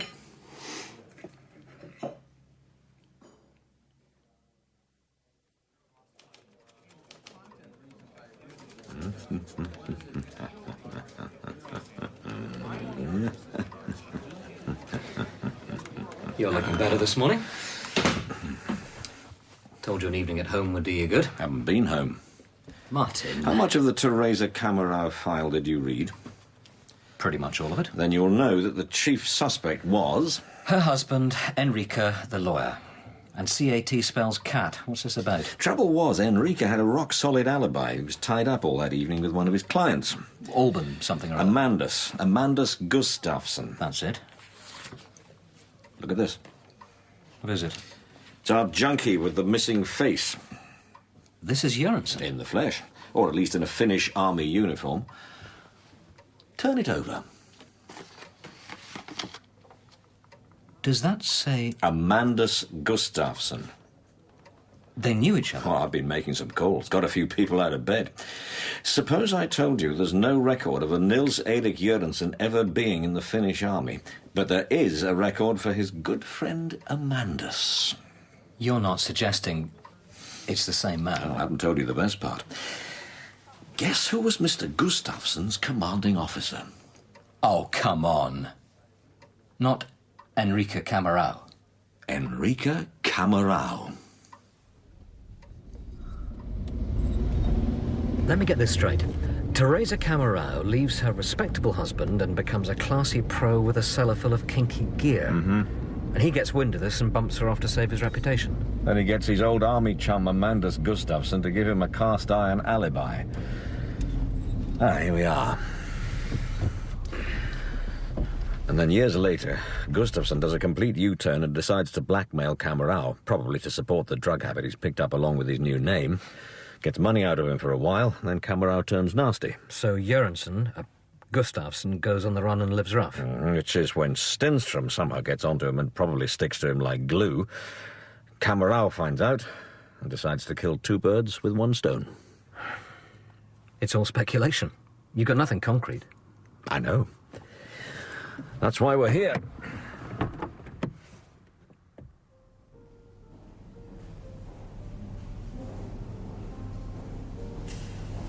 This place is bigger than my apartment. We're in the wrong line of work. How tall is Camarao? I don't know, but the rest of his description fits, or at least it did 16 years ago. Still does. That's got to be him. What do you reckon? 5'2", 5'3"? Just like Olsen. That's our man. Gentlemen, so sorry to keep you waiting. Let's go into my office. Won't you take a seat? Thank you. Thanks. Can I offer you a drink, a cigar? I know you're on duty, but I assure you the information won't leave this office. My word as a lawyer. Mr. Camarao, we're here about Amandus Gustafsson. Gustafsson? Well, I can't say I'm surprised. You're not?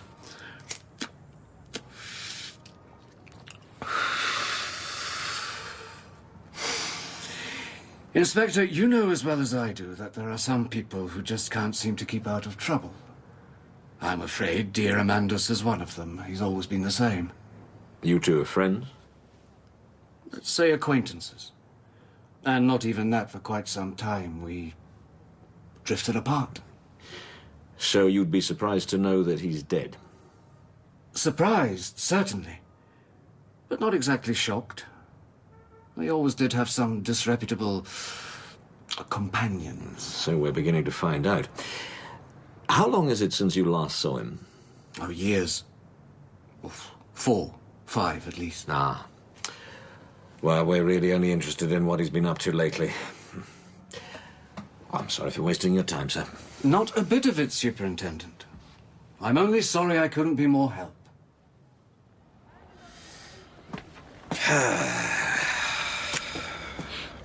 Played that nicely, didn't he? Could you be that cool if you'd gunned down 9 people and then the police turned up? I doubt it. I sure as hell couldn't. Martin, are you sure about this?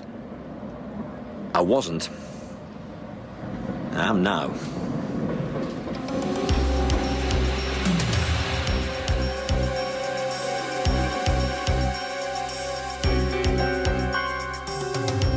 Right, this is our man. We're going to watch him round the clock. I want to know what he does, where he does it, and who he does it with. Clear? Yes, sir. Yes, sir. And for pity's sake, keep your heads down. If he gets wind of us, it'll be 2 cases blown, and I don't mean to lose either of them. Okay, that's it. Kohlberg's got the rotors. Go!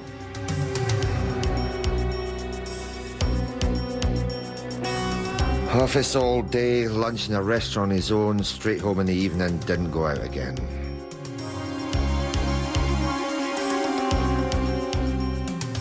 Routine as usual. No one we know among his visitors at work. No sign of anything worrying him at all.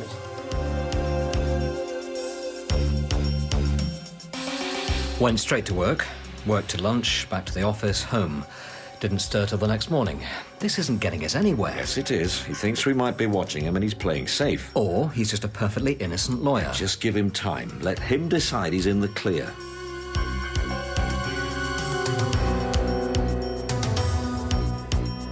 Nothing. Nothing. Nothing. Sir, he didn't go home. I followed him to a bar, the Sveregen. That's Blonde Marlin's bar. Here we go.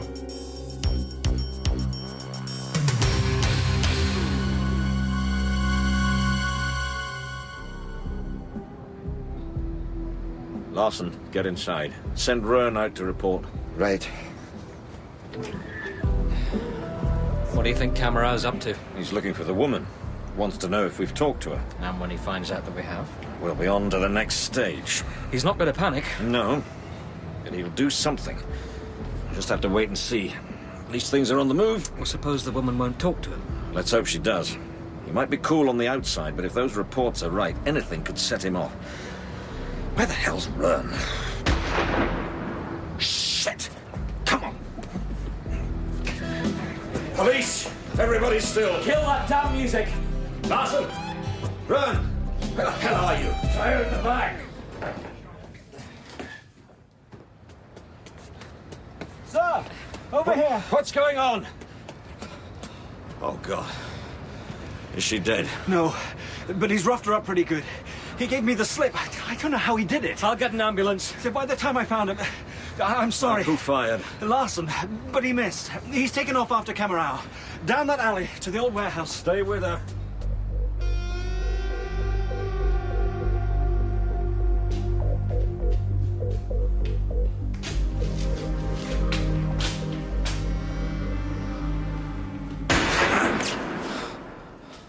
I strongly suggest you remain exactly where you are, Superintendent. Larson? You'll have to speak a little louder than that, I'm afraid. It was pathetically easy to take him by surprise. Army training will always beat brute force, you know, especially in the dark. But take now, for instance. You've not the faintest notion of where I am, but I can see you perfectly. You see? And I wouldn't advise just shooting in this general direction. Not with your colleague being here. Somewhere. Think about this, Camarao. If you want to get out, you're going to have to kill me. This place has got to be a dead end. Because if it weren't, I would already have made my escape. Very conventional thinking, Superintendent. Though, as it happens, perfectly correct. And there are 2 more detectives waiting for you back there in the light and more on the way. It's a stalemate. Ah, you fancy yourself as a chess player, do you? An intellectual policeman. Whatever next? There's an ambulance coming, too. Miss Hussain will live. We'll be able to ask her exactly what information you beat out of her. You know perfectly well what she told me. All about your cozy little chat. And the photograph. Then you know it's all over. Give yourself up. You've read too many detective stories, Superintendent. But this time, I don't think you'll be getting the customary happy end.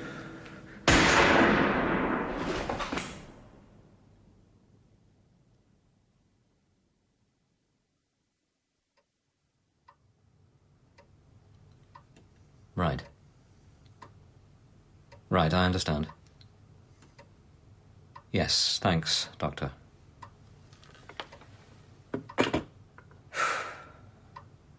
It's good news.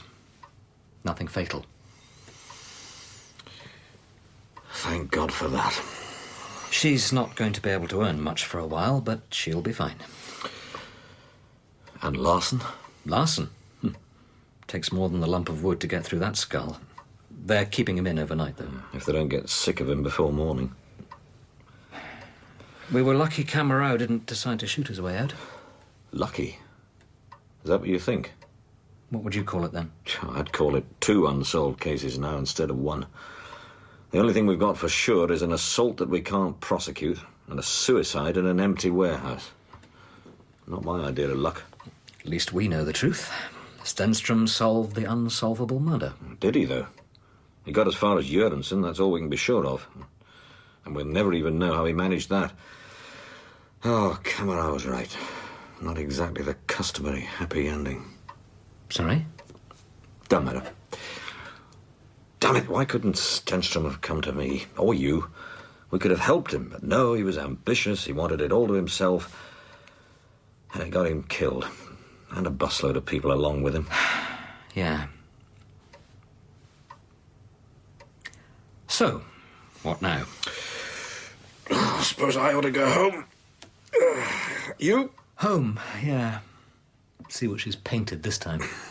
Sorry? That doesn't matter. See you tomorrow, then. Right. See you tomorrow.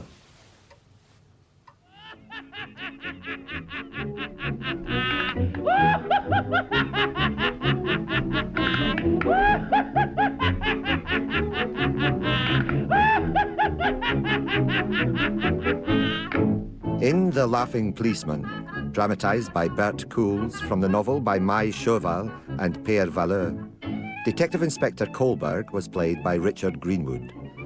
Detective Superintendent Beck, Crawford Logan. Detective Roan, Gregor Powry. Detective Larson, John Stahl. Enrique Camarao, Simon Tate.